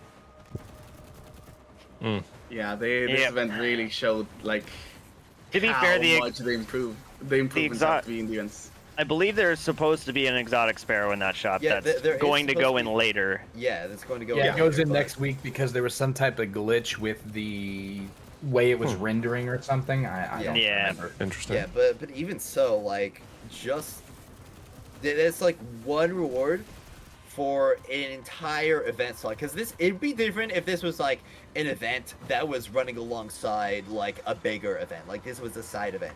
But no, this is the primary content that was being released for this final week of season 1. Not even Mhm. finally. Meaning The it's last season 2 weeks. This event runs Well- 2 weeks as well, right? Well, yeah, or final Yeah. week of Act 1. Yeah. But yeah, like 2 weeks, and the rewards are like that. And not only that, and exactly the same as it comes to like the previous like leaderboard events, all of the cosmetic rewards outside of this like animated emblem that we've received for like leaderboard achievements, they are all temporary. They will go away. You will not be able to keep these. The chat frame, the Morgan Spray chat frame, like probably, like who cares about this? Like, who's gonna be, I don't know, like freaking 2 months later into the game, being like, oh man, the Morgan Spray chat frame is so cool. Like, I am so sad I missed out on that. But like, nobody even has the opportunity to do that because it's like, oh well, I mean, I had the Morgan Spray chat frame or the Morgan's Hunt chat frame, and 2 weeks later it's gone. Like, Yeah, it's I basically don't the know what they're opposite of thinking with that. it's literally the opposite of FOMO. It's Yeah. like, which is so stupid to me. It's like, okay, yeah, I can grind for this reward, but it's gonna be taken away from me. And even like the freaking Founders bundle, like that. The chapter Founders you one got- was the one I had the biggest issue with. Because I can Yeah, like- understand if they had the Morgans one like last until the next time the Morgans event came around. But just like getting rid of the Founders one, unless they're planning to add a Founders one back again next month, Oh. like it's weird. Let me comment on this actually, because this is a little bit of an interesting thing. I'm continually getting notifications on the Founders. Oh, Yeah. If you look at it, it Oh, says yeah. Act 1. So there is going to be an Act 2 Founders bundle, which is why they take it from you. But still, you paid for it. It Yeah. should not be removed. Number one. Yeah. Number two, Mm-hmm. they're removing these ones like Morgrans from our inventory because they intend to reintroduce the event. When really all they had to do was just introduce gilding. Yeah. Just make it Yeah. where it gets a gold banner or something. That's all Yeah, you he's have. gonna, and they have the gilding system already in the game for the seals. So it's like, Yeah, but I think what the most egregious one is the like Eclipse leaderboard. Like the fact Yeah. that you grinded for that position, and like obviously the only people who are going to care that much about the title are going to be like the top 10 or the top 20. 'Cause, So is like, that those- top 100 number going away eventually? Yup, it's Like gonna next be to going people's away. name? Yeah, Oh, I, wow. yeah. I could have swore I read that, but I couldn't remember. Yeah. Yeah, I love that. Like the top 30 basically got screwballed out of their reward as well, because the reward was that exotic ghost shell, and then the next day they were like, "Oh, so we're adding that into the loot pool." Well, we already knew that the exotic ghost shell would be added to the loot pool. That was like, we knew about that before the event even went live. It's still like But, I don't yeah, know. It's yeah. like really funny. Like you, like all those people who go through like top 20 or top 30, did all that work for it, and I go and do a basic claim and I get it my first time going through a break-in. To be fair, the top 30 got like 20,000 extra glimmer. oh, true. That's crazy. that's double what the Sparrow event is giving us. Yes. Oh, Sparrow. Yeah, event. also talking about like spare event, the fact that we don't even get a pull, like Yeah, not that's even a crazy. single standard pull. From They're the being Sparrow event. very stingy on pulls. Like and It's it's- because the gotcha system's so generous, they're being like that too. I almost yeah, guarantee yeah, it. exactly. It's- That's yeah. why basically every single gotcha creator who will say like, oh wow, yeah, I mean like they got rid of the 50-50, or like, and this is when it comes to gotcha games in general, not specifically Desert Rising. But when they talk about like gotcha systems, they always warn players whenever they see something like, oh, they got rid of 50-50 or they've got a very low pity. Because every single time like something like that happens, it doesn't really matter how many pulls it takes or how low the rates are or how high the rates are if you get enough pulls regardless. Because like when it comes to freaking Wuthering Waves, you get like 100 pulls or so per patch. And that's pretty much, or like some people even get more pulls per patch. It varies obviously, but most people don't have issues like getting a limited 5-star every single update. Regardless, That's the thing, it might like- not be the limited 5-star you want. Well, hold on, limited is Yeah. the key there. Mhm. I have lost every pity I've ever done in Lua. So yeah, except for one, except for Yuno's the only one I haven't lost. I just won her the other day, so Mhm. that's it. I get this rolls back to like the whole marketing towards Destiny players instead of Yeah. gacha players. When you have someone who like me who comes in who's barely touched gachas before, I played like Genshin for maybe a week when it came out. Like this system is fucking disgusting to me. Like, and especially like it's not as noticeable on my main account because I'm gonna be fair. Like I whaled all the journey bundles, but when I started my free to play account, I still haven't pulled. I've been playing it for like probably over like I don't know 3 weeks at this point, and I haven't pulled a 5-star yet. I haven't pulled from the like I haven't gotten a single 5-star from the event Well, banner. yeah, Joe, I've been free to play since the beginning, and I still haven't even hit my 180. Yeah, I haven't even hit my 60. So like it's not good. It's not a good spot for free to play players. That's for sure. absolutely not. One of my Agreed. friends, Ryan, was put together all of the Lumia sources from like everything on like a low spender perspective for like 60 pulls for a T0, okay? And including the Tree of Light's Blessing, which adds, I think, like 15 pulls a month, you were still only getting like 51 pulls, including the Tree of Light's Blessing. So a free-to-play player is getting like 35 pulls a month. That's like crazy. sans events, like minus events. But even so, like we can't even really like take events into account, considering the fact that like the 3 events that we've gotten so far, only one of them actually gave Lumia leaves. It was only 300 Lumia leaves. It's true.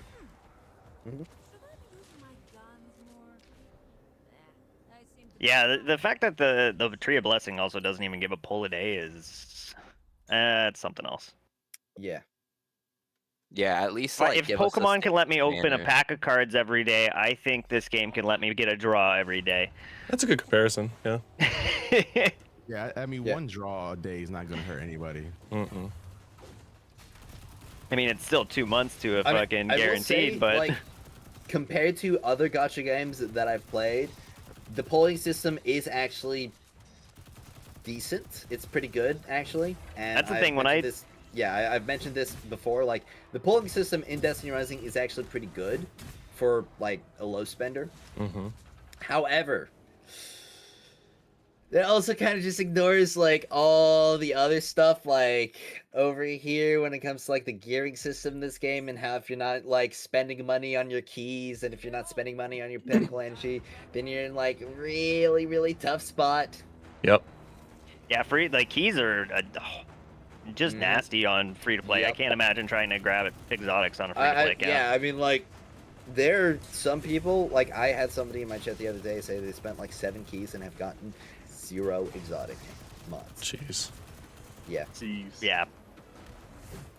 Well, obviously, next up we've got like, can this game even continue as a gacha? And this was like directly after the future of the game metas. So, you know, like touching back on how it is right now with like being Fae and other units who can frankly just like clear or are like just that top of the line of meta. Like,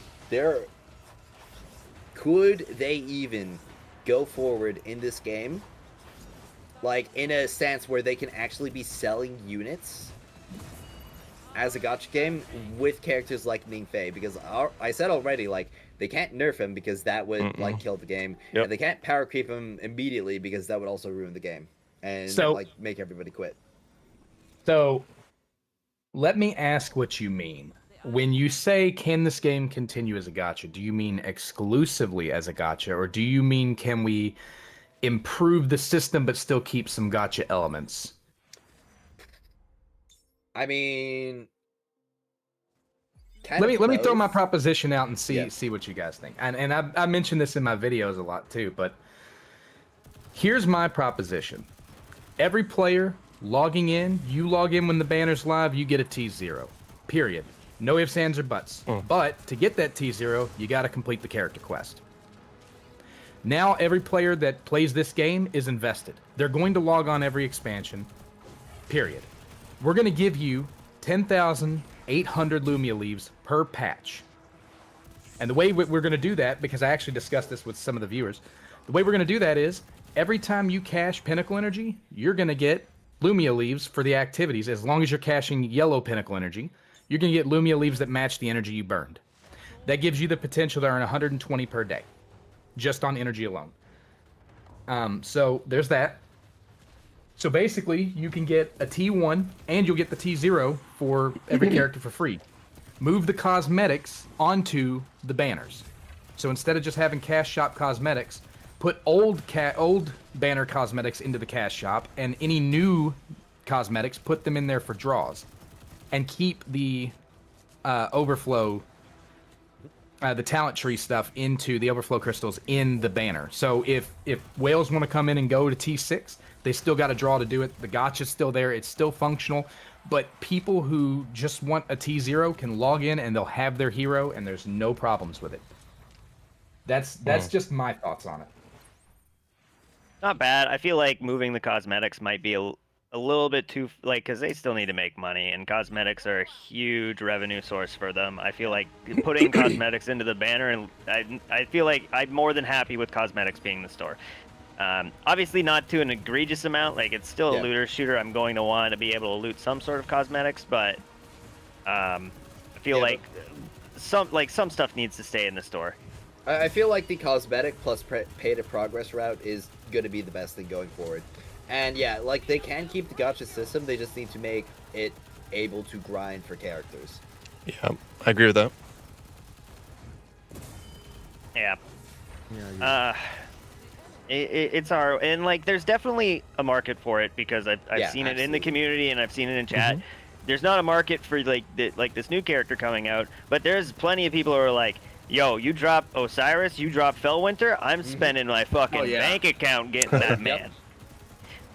Like I feel like that's gonna be, and they're obviously holding off on those things because they know that's what's going to make them the money, is like those big legendary characters from Destiny lore. But again, if you want to be able to make that money, you have to have the Destiny players that care about those characters. Right. If you start marketing the gacha too hard, then you're gonna pull in a bunch of people who don't know Destiny lore and don't care about the Destiny characters.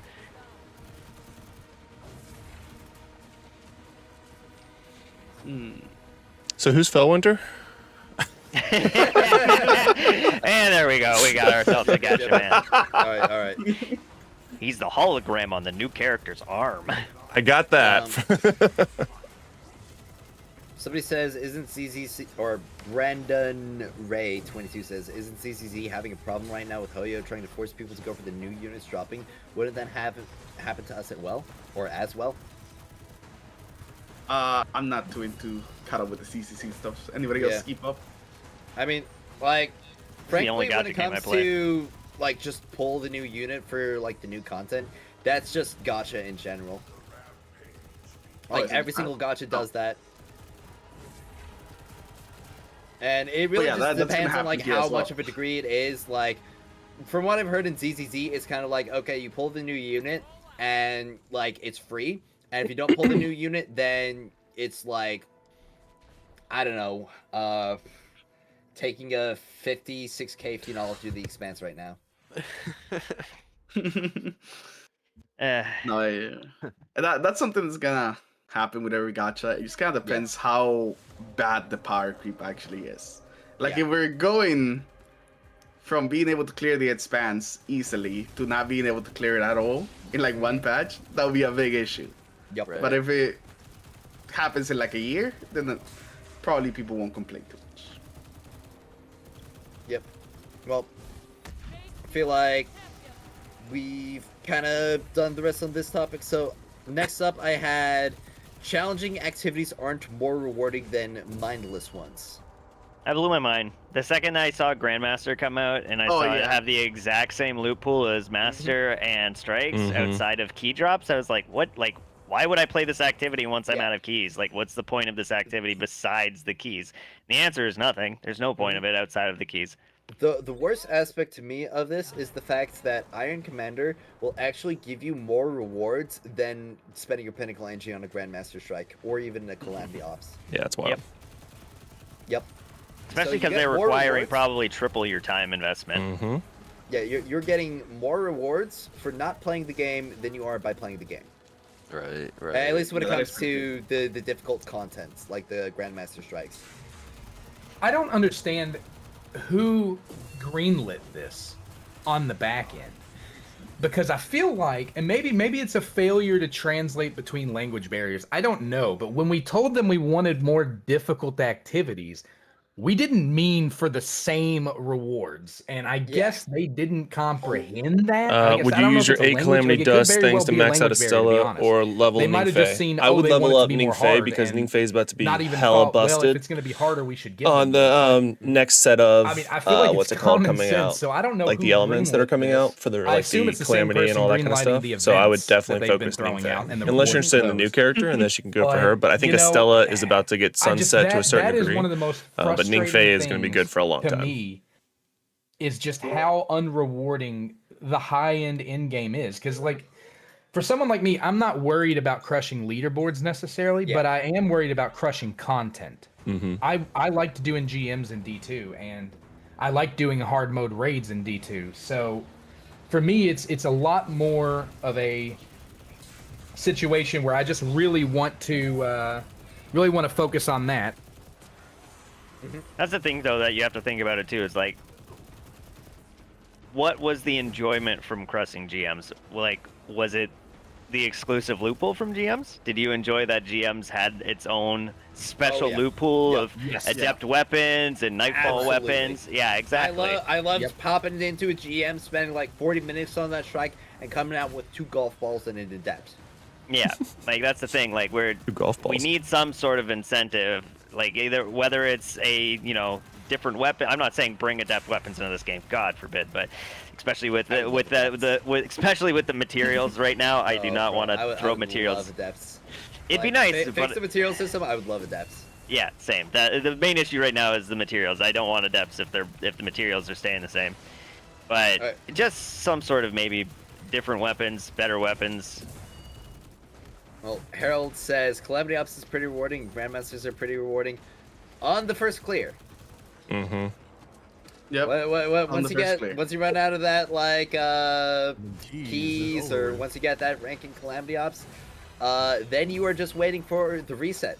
Because spending your Pinnacle Energy in Grandmasters or Master Strikes is the exact same as spending it in a Heroic Strike, which is less than what you'd get for AFKing in Iron Commander. Speaking of which, why do rank rewards not reset? They do reset. It's the rank a long up rewards time. reset on a seasonal basis. Oh my gosh, dude. Are you serious? Yeah.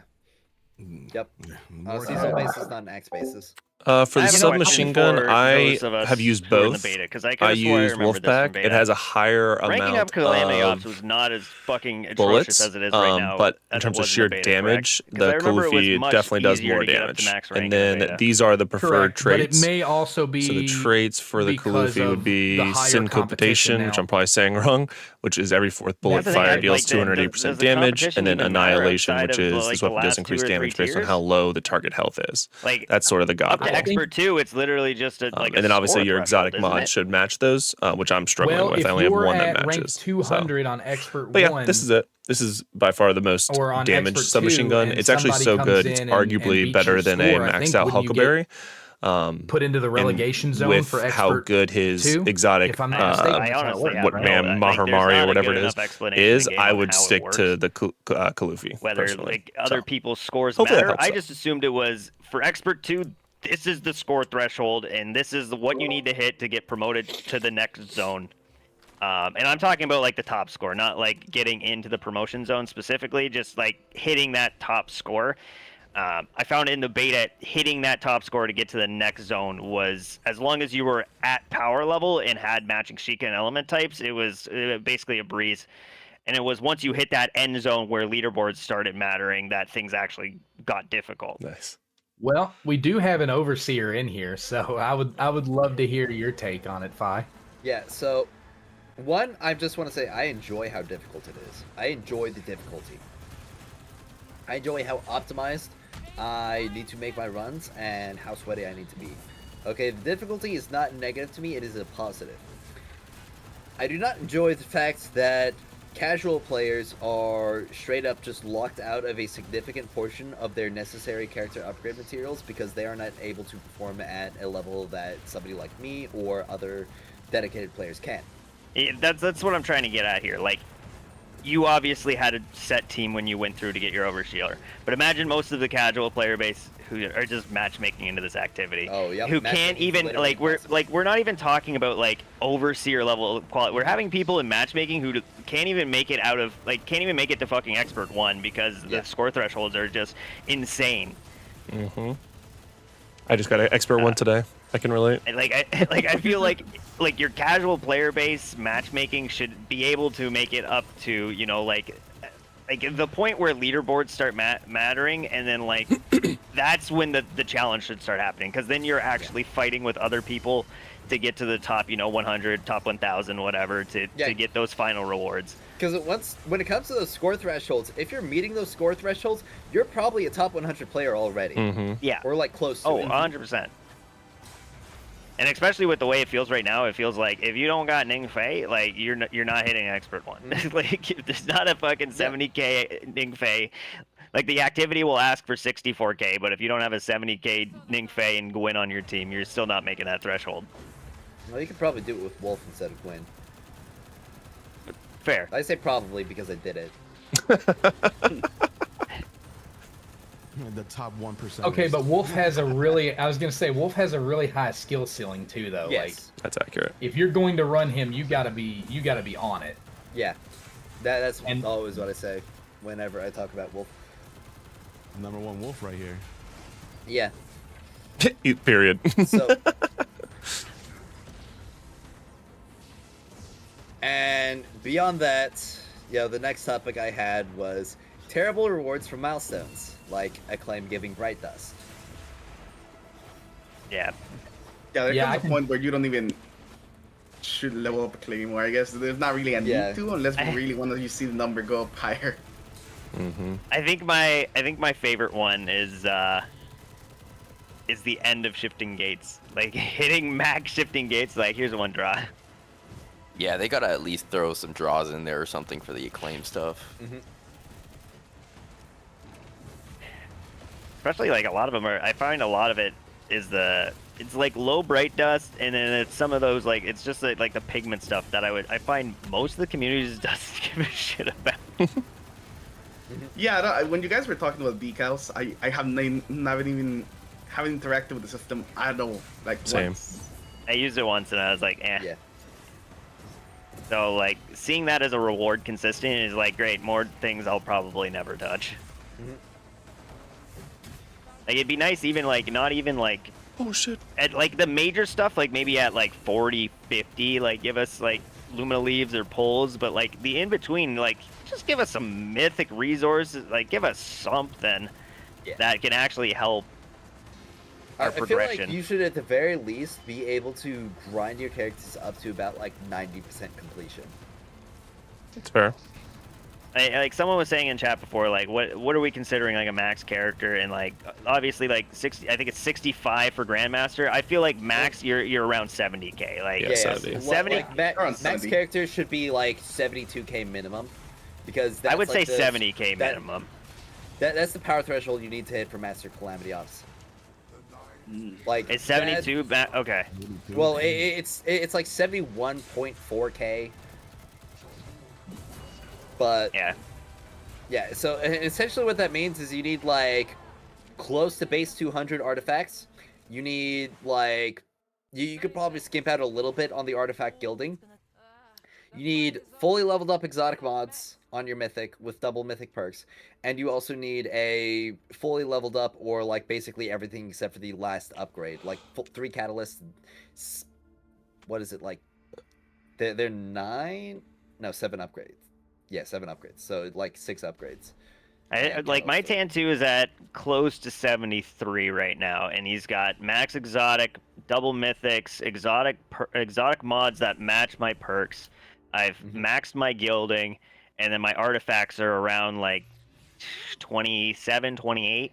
Yeah, so it's a very, very tight threshold, especially because, like, even with the theoretical maximum power, I already talked about before how it's, like, literally, well, I say literally impossible, but it's, like, completely unreasonable to get 220 artifacts. Like, so you basically... Here are the just have to hit, artifacts I like, use that on my 200 Ningfei. or, like, slightly I actually have above a 200, full and you just have to deal with that. video coming Because out for otherwise you're literally Ningfei going to be very spending a soon. month of pinnacle energy on a Because I think single he is going to be exotic meta for a long time, artifact. so I actually did a full detailed guide on him. But yeah, these are the That ones brings I'm us back currently using. to Yeah, brings us back RNG to on the reward. exotic mods. Yeah, brings us back Artifacts. to like the reward system in general.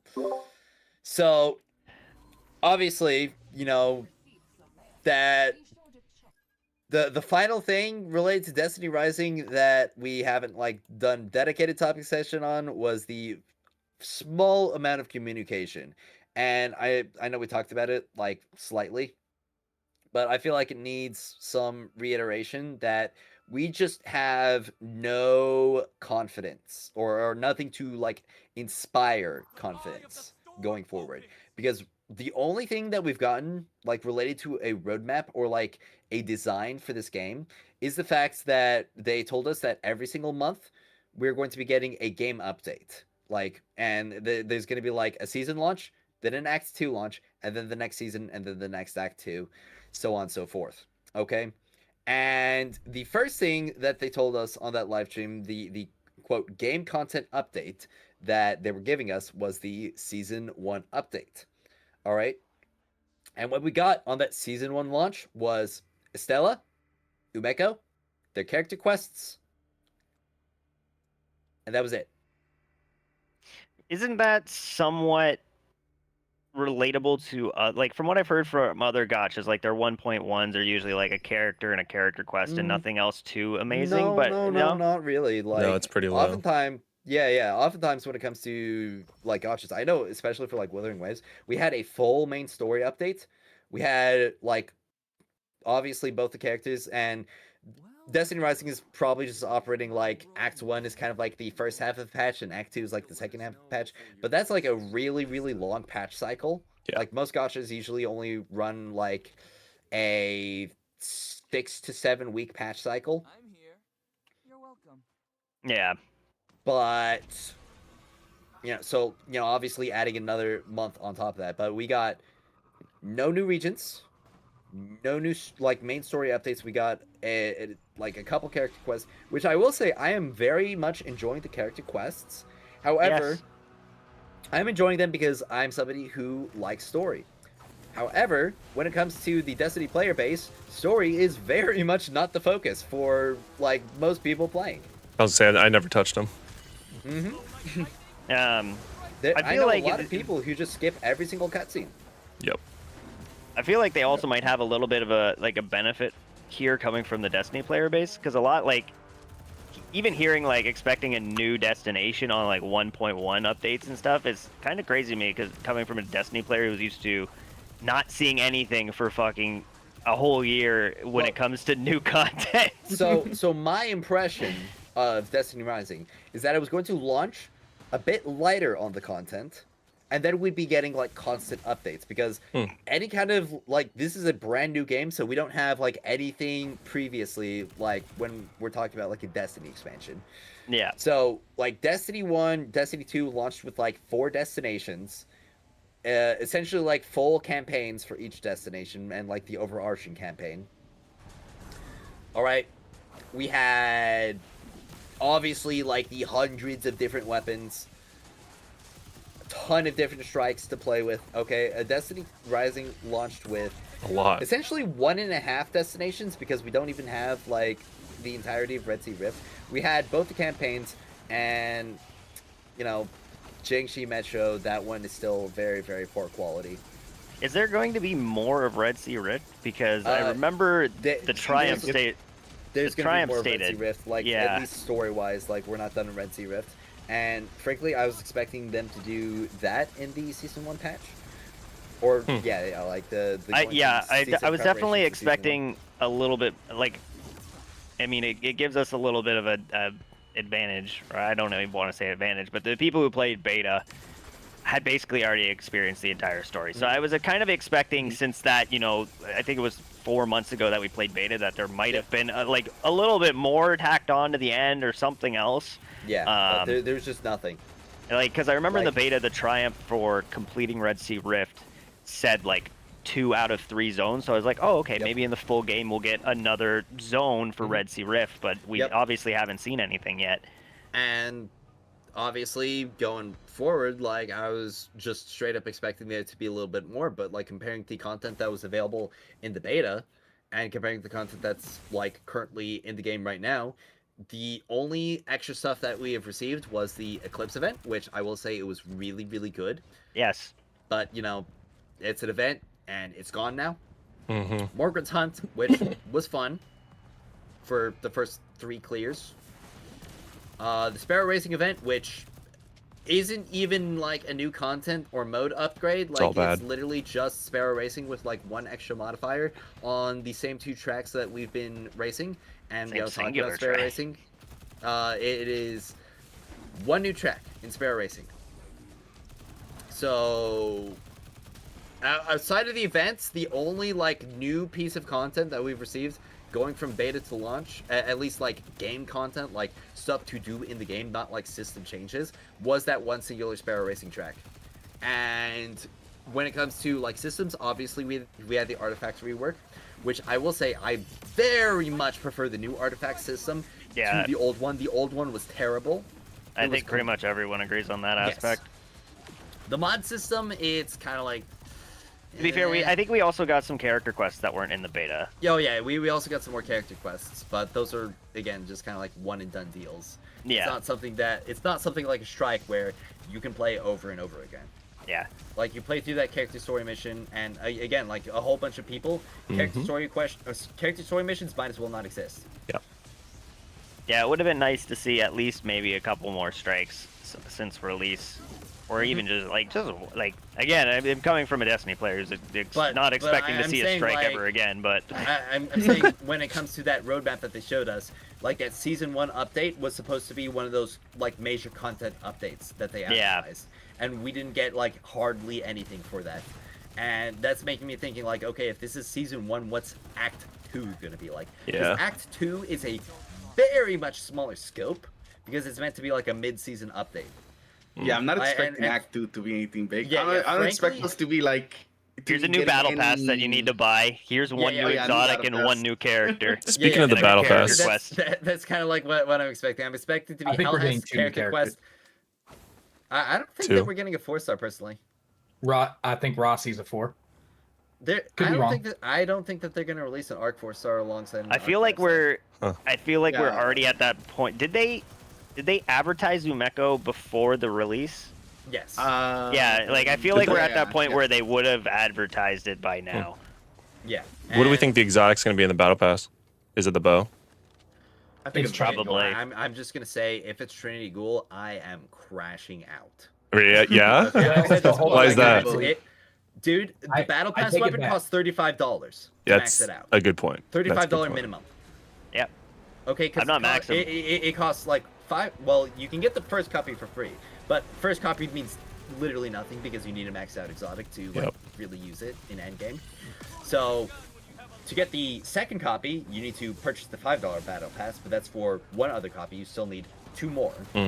Okay, getting the $5 upgrade, so the $10 battle pass, that would be 1 more copy. And for the final copy, you need 150,000 black market tokens. Good lord. Yep. Which is $25 converting from silver.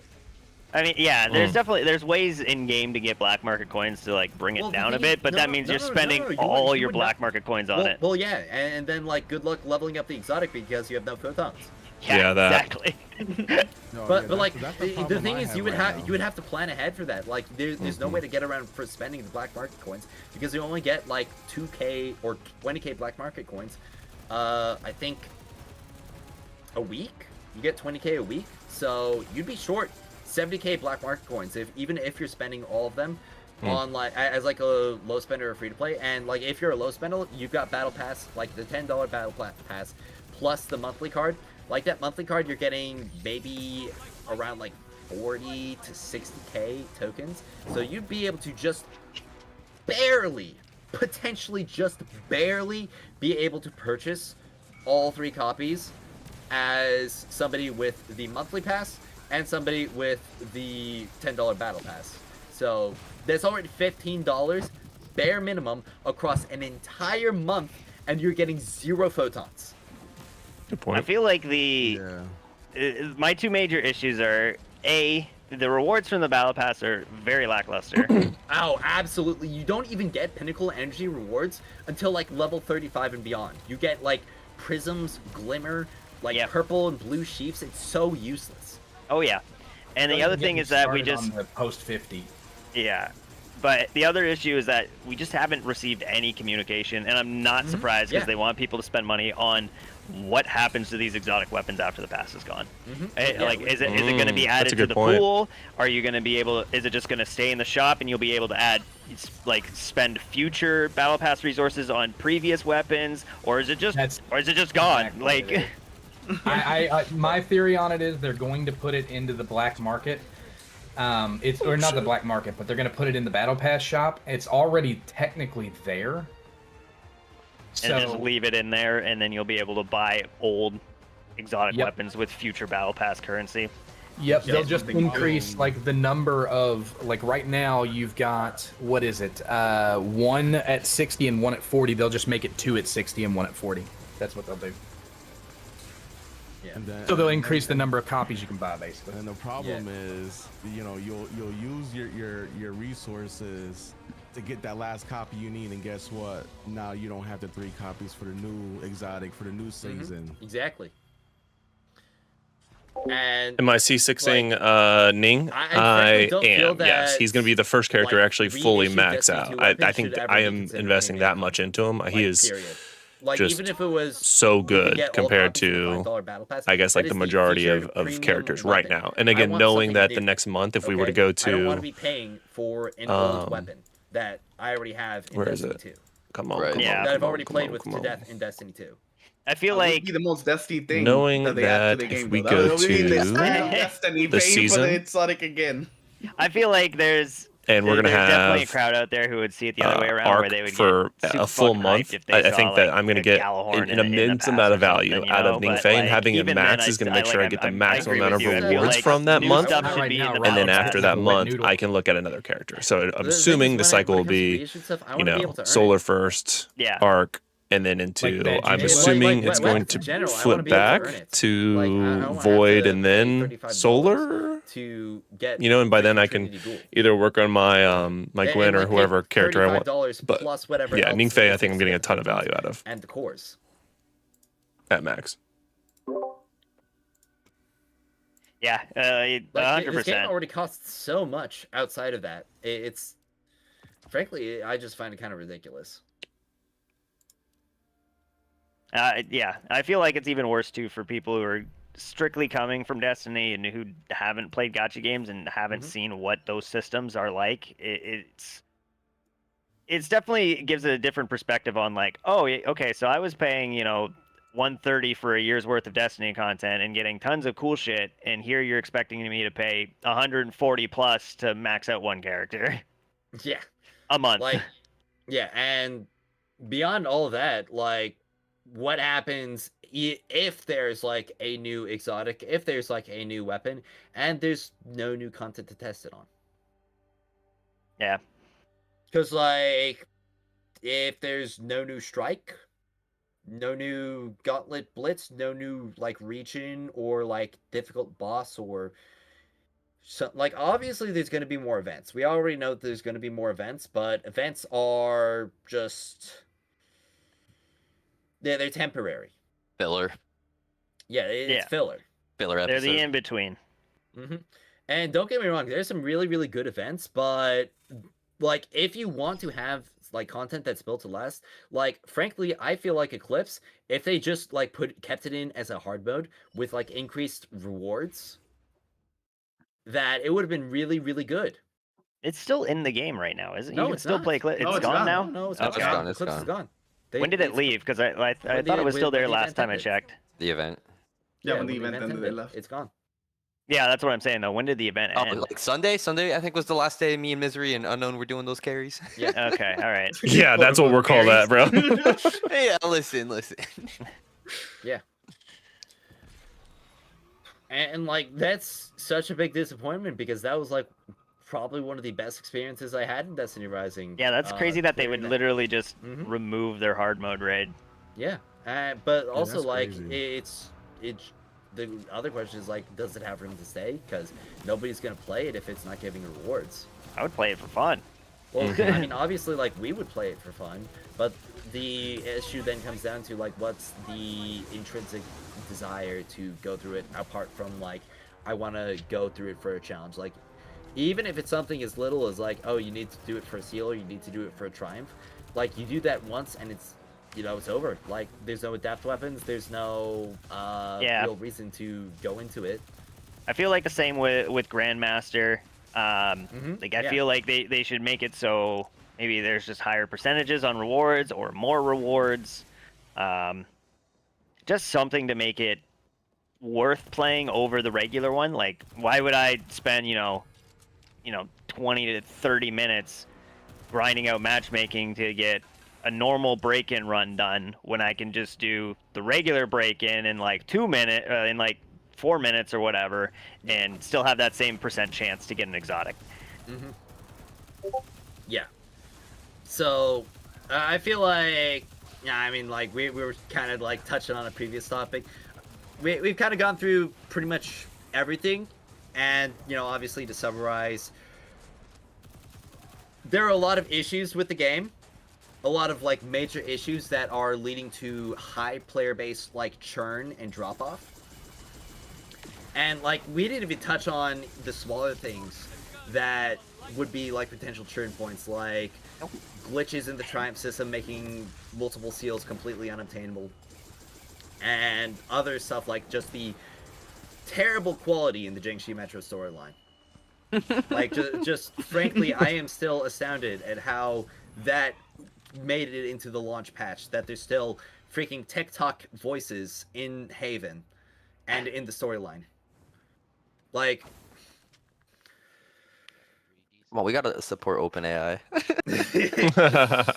but frankly, like, beyond that, like, beyond those smaller issues that, are still big issues in general that are causing, like, player-based churn, people to, like, not want to play the game.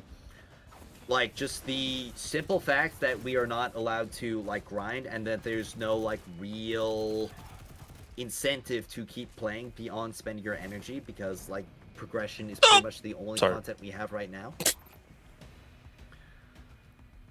That's probably why we've been seeing so much player drop off, so much viewership drop off as well.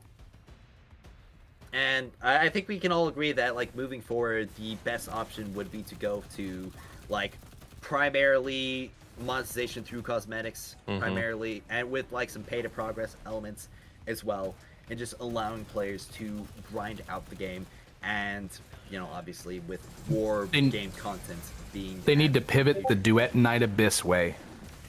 Well, that was something that I was gonna bring up. So, I'm not sure how many of you do you. So how I know Oda and I are familiar with Duet Night Abyss. How many of you guys are familiar with it? Nope. I'm a bit familiar with what they're doing with getting rid of their gacha system. Yeah. Is that GTA thing that you were talking about or whatever? No, that's Hinata. That's Ananta. Okay, Okay. so Yeah, this Duet Night Abyss is basically anime Warframe, more or less. yeah, so Okay. You have my attention. I can pull it up on Okay, Steam, Misery. actually. Well, With Gunnar skins. Oh, yeah, I'll be yeah, there. so it's anime. Okay, I will preface it is anime. So there's that.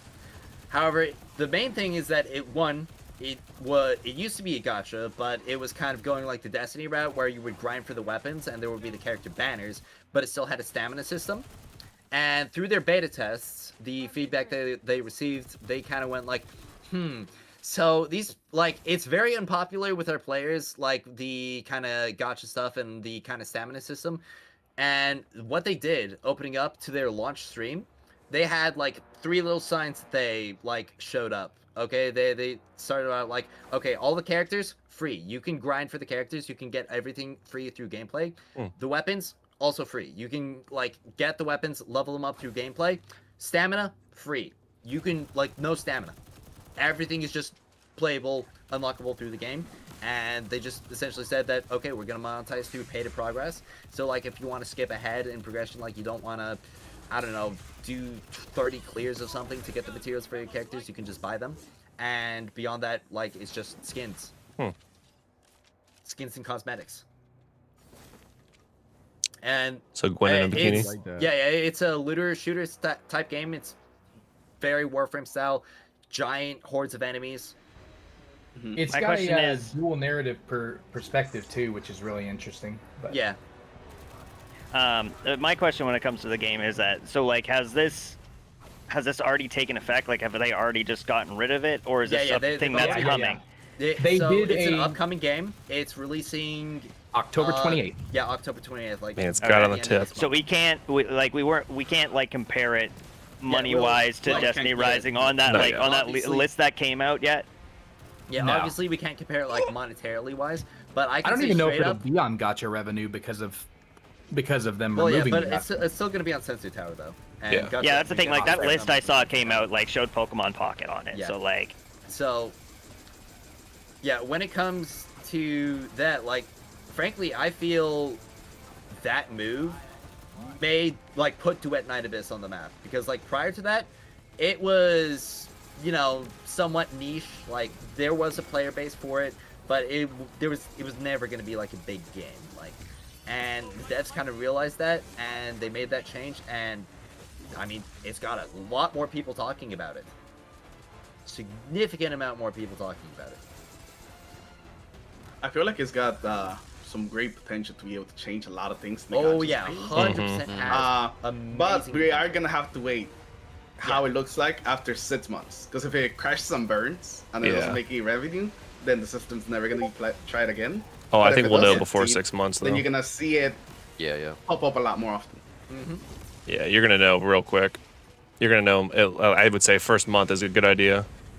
Yeah, because I mean, well, one of the things about Duet Night Abyss is it's probably not going to have like the same kind of explosive revenue as a lot of gacha games do, because obviously gacha games they kind of operate on like those banner releases, and when they release banner they get like huge influxes of cash.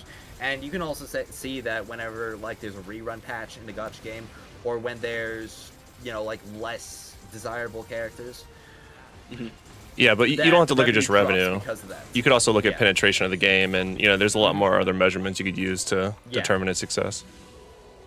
But like, frankly, that move right there put Duet Night Abyss on the map. Yeah, For that's so true. many That people. is true. yeah, That's true. It's a good PR move for them for sure. Absolutely. And obviously, you know, we do have to wait and see, because, I mean, there are a lot of things that like sound nice on surface, but you know, when you get into the meat of it, there obviously could still be issues. Like, it sounds nice on the surface that we can grind for all of our exotics and grind for all of our mythic weapons in Destiny Rising. But when you get into the meat of it, you realize, oh, I can get like 5 copies of this exotic, but they're all worthless unless I have the cores. and Right, photons. right. Yeah. But I will say, I am very much looking forward to that game, and I'm definitely planning on covering it. Expect some videos on it soon on my channel. So, I mean, like, if anybody here is, you know, from that very first it's introduction not just- to it. It's not just DNA either. Like Blue Protocol launches next week, and it has pretty much purely cosmetic banners, except for I think there's a banner in Blue Protocol for their version of Echoes or whatever. So creatures or whatever it's called. And then you've got Anata, obviously, is a big one. Like it's a trend in local gacha right now, like in the gacha scene that's starting to go. So hopefully, hopefully we'll see Destiny Rising take a hint, especially with the way that they're directing their marketing. Duet Night Abyss is going to be awesome. I'm super pumped for it. I'm super pumped for it too. I wish I had a little bit more gacha experience to lead into it, but this is basically my only gacha. And I don't think I'd ever play any other ones with how I've seen even this monetization structure. Mm-hmm. The only reason I've given it a chance is because it's Destiny, and I'm enjoying the gameplay wise, but the monetization wise is not happy with. That's for sure. Yeah, well, I mean, to NetEase's credit, compared to something like Immortal, like this is a fruitcake compared to 400K to be a max whale in that game it's actually crazy. Yeah. All right. Well, I feel like that's about all of our topics that we ran through today. Do you guys want to do like some viewer topics? Like, any of the viewers want to suggest anything or like I think I had ask any some questions? from earlier. Yeah, we can do that, but I just wanted to quickly get your guys' opinion. I wanted to ask, what is your guys' so far like top favorite thing about the game though? Like, what do you think that like NetEase and Rising has done really well in your opinion? Let's see. Frankly, I feel like I love, for me, it's probably the social functionality. Seeing the amount of people in Haven, seeing like the chat availability, the clan houses, just like a lot of the social features that they've included in Destiny Rising are really nice and pointed more towards that like MMO FPS feel that I wanted from Destiny that we haven't gotten. Mm-hmm. Yeah. Social features. Yeah, the social features are way better than D2. I mean, even as something as funny and dumb as fishing, you know what I mean? Like, my chat just knows me as the guy that pulls out a fish mid-raid at this point, and then like, you know what I mean? Just something as dumb as that. I'm gonna. It took me a while to Ningfei 60k, even 60k, 65 Estelle, 66 Gwen, 61 Tantu, and now 57 Ningfei. That's all right. I think you'll have plenty of time. You're gonna get, again, the earlier you max him, the more value you'll get, since he's gonna be good for the next month. But you have a good setup though, for sure. And Estella was a beast in the raid, so I have C1 on him, which makes me happy. And that's the thing, like every level of his traits is just such a good addition. So you'll be good. And seeing exactly how far I can push this stuff. Mm-hmm.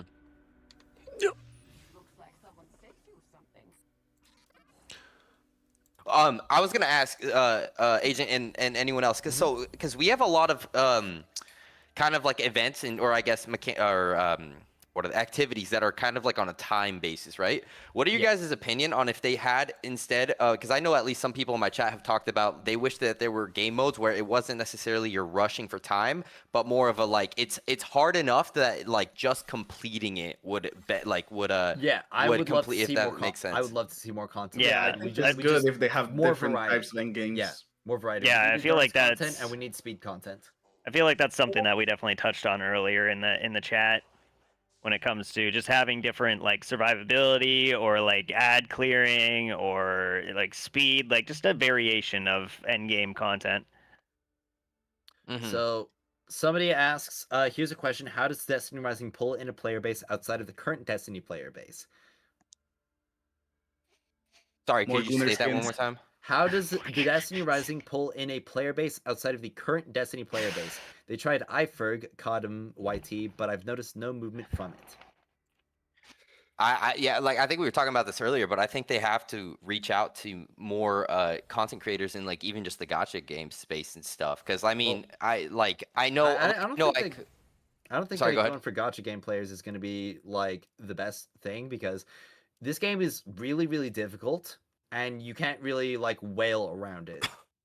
They've already pretty much lost the hyper majority of the gacha audience. Yeah. Like And hybrids like myself will still stick around, but they really need to aim for the shooter side. Yeah, and it's hard for them right now because like their main audience is not in a great standpoint at the moment with how Destiny is.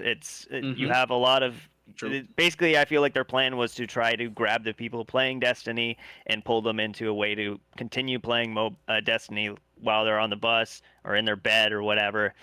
But they've kind of lost that because the numbers for Destiny 2 are so low right now that they just don't have that audience to pull from. Right. I'm not the biggest fan of just promoting through content creators that are just going to play it because they're getting paid and then never play it again. That audience might take a look at it, but unless they are going to commit to the game, I don't think there's a ton of value there. Yeah. You get Look at all that the 30 Destiny seconds creators of they brought in. but look what it What- got us though. You know what I mean? Like What did they I, all say? The same thing. right. Why did we have this in this mobile game and not in Destiny 2? Why couldn't they like- just enjoy Yeah. it for what it was? You know what I mean? When it came to Destiny Rising, it for pretty much every single Destiny 2 content creator, it essentially just ended off as a talking point. Yep, exactly. Like that's where its relevance ended off. Yeah, I Like think they just need haven't to. talked about or been like really honest about the current issues with Destiny Rising. I mean, like basically the biggest extent to it is just like, oh, there's like some gacha and it's pay to win. Right. Yeah. Which I think a lot of people like. Sorry, go ahead. Well, I was just saying, like, frankly, that's just kind of like the tip of the iceberg. Right, right. I think that like because so many players are coming from like the Destiny aspect and they're like so used to like story-driven content, constant releases and stuff. I think NetEase would have to figure out a way to like whether it's on a seasonal basis or something like that where there's some form of that kind of story, something that constantly has the players engaging and like caring about the like Destiny world. Because at least for me, I remember getting into Destiny, I really cared about the world and like the lore and stuff.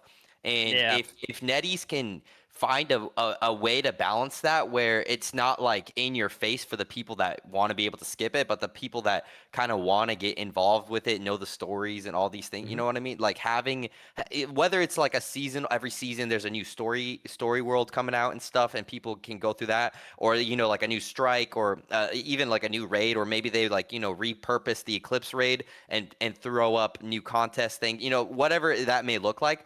I think having that aspect will keep like a healthy keep a healthy connection for people to wanting to like continue invest their time into it.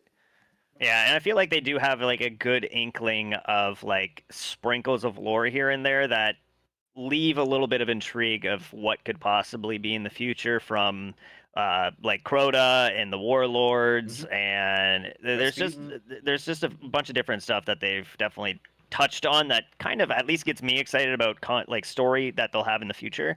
But it'd be nice if we could like continue to see that at a frequent basis. Right. Yep, agreed. Oh, We do have one person saying like talking about maybe like future content, future raids and whatnot, or another one saying like we should probably try to get the servers together in one server instead of split into four. Like APAC Oh, yeah, is that's a APAC's good point. ghost town right now. Like Yeah. they straight up cannot like queue for grandmasters or for shifting gates. Wow. But it's also because China hasn't released yet. But Well, China's servers are going to be separate from APAC regardless. oh, are they? Yeah, oh that's yeah, crazy. because they're isolated. I forgot. That's Yep. crazy. But Blazecrest as that's the problem. Destiny 2 players came here for a Destiny replacement, but the infrastructure is a gotcha. It can't fill 14-hour-a-day gamer Destiny 2 players. But that's who they advertise to. Well, yeah, That's their exactly. fault. That's who they advertise to. I wish it was otherwise. If they had aimed more towards the gotcha side or tried to keep it even, they could clutch that. But because they're getting the audience they want, now they have to pivot to meet those audiences' expectations. Period. I mean, it's on them. It's not on. They got any of the these audience players. that they asked for, not the audience that they wanted. Yep. Right. Yeah. Yep. That's well said. Yeah. I've got to step away, you guys. Yeah, I gotta don't go to wanna work. interrupt the I feel like we're conversation, hitting but that 2-hour mark. Yeah, we're past 2 hours. I do want Oh, to we're do past 2 a hours. PSA on behalf of May, because apparently I found out this morning, for all of us Estella players out there, your minions will actually body block the Partridge Sky projectiles. So What? Really? yeah, apparently this is a thing. So if you see your friendly neighborhood Yolder in there and you're playing Estella, try to keep your minions focused elsewhere. Otherwise, Partridge Sky is not going to do any DPS. Ugh. Let's see. Good So to know. Anonymous asked, I would like to know how viewership is for everyone in terms of Rising content. Um, Yeah, go ahead, Unknown. Let me bring up the analytics. Yeah, Yeah. I was gonna say my viewership and even just sub count has definitely fallen off in the last like 10 days. It feels like. Yep. Yes. Same here. Like it felt like because I started doing YouTube like 4 weeks ago. I'm completely brand new to this, and it was growing really fast, and I was impressed. But then I think, and from what I can gauge in the room, like it felt like everybody, everyone's viewership has kind of tanked within like the last 10 days. And I don't know if it's just that initial hype of the game, has been hit, and everyone was checking it out and whatnot, or if people are just kind of getting stale with certain things. But I like we'll see how it continues, but like it would be cool to see whether it's some kind of new just challenge modes or whatnot to like kind of incentivize the community to get excited about a bunch of these things again. Yeah. Personally, my views may be a little bit different. During launch period up until about September 11th, I was pulling about 8 to 10K views a day. Since September of 11th, I've stayed pretty steady at about 4 to 5K per day, I would say medium. Yeah. So I like since September 11th, I've dropped about viewership about 50%, but it's stayed pretty steady since September 11th. Yeah, my spike was actually on September 5th. I don't know if that makes sense to anyone else. Mine was the 8th. Yeah, I don't know why the 5th was so high. Well, besides the initial release, where's like the biggest spike. Yeah. My biggest spike was like September 6th, 7th. Okay. Yeah, My besides biggest the spike was initial release, I September think 10th. the 8th is my highest. Yeah, Yeah. as well. Yeah, What it's happened the 8th? Was that the reveal for Stella? no. Was it? No, hold on, let me check. The 8th? It might have. The 8th, yeah. Estella was the 11th. Yeah. No, So no, was the that, self-release I think that was was the the 11th. reveal. Yeah, you're Oh, yeah, probably you're right, It you're right. probably was somewhere in there. Yeah. Yeah, season Like, 1 was around the Yeah, 8th. that feet trailer, man, really got him. God. That's what it was. We just need every trailer to be like that. Yeah. So my two biggest spikes, or like my biggest kind of hurdles, was the season 1 launch. That was like the biggest spike, and then I got a bit more like prior to Eclipse, and then it tapered off for a little bit, and then just around September like 22nd ish, that's when it started like really falling, and it's been around like the 7 to 9K mark since then. Yeah, daily I would say basis. my biggest spikes were both raids, just due to my raid guides. But outside of that, it was, not even like the character releases have made like huge spikes. Yeah. It seems like most of the interest, at least from my Yeah, perspective, like- views-wise, have come from raids. Yeah, and I think Well, the that's thing is, just Post Sorry, go ahead. Eclipse, that's when like stuff started falling hard. well, yeah, because I mean, Destiny is that kind of game everyone knows for raiding and stuff. So Mhm. once there's no big raid or challenge mode type vibe, a lot of those core Destiny viewers may be a little less interested. Yep, agreed. All right, I got to run, boys. Yep. Yo, Alright, Misery, Well, love See you. ya. it Feel was free to good shout yourself out start before you leave. wrapping up regardless. So, Yeah. yep. Links to all of these guys' channel in the description of my video. Definitely check them out if you liked any of their takes. Same here. Check below. It's not on the Twitch stream, but it is on the YouTube stream. So if you want to check out any of these guys, like their YouTubes in my YouTube description. But I'm pretty sure most of you guys stream on Twitch as well. So Yes, sir. All right, cool. Yeah, I thought it was weird when I saw you not on Twitch. I was like, what the hell? yeah. All right, guys. All Thanks right. again. See y'all later. Yep. Yes, Yeah. sir. Thank you Thanks, everybody everybody. for showing Bye. up. Sign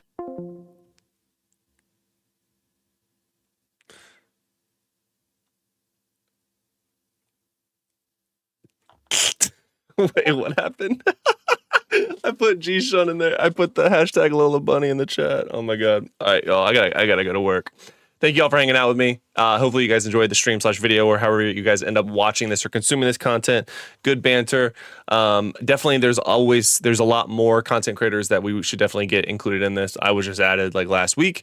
And it's also hard because there's like, there's Twitch viewership and then there's YouTube viewership.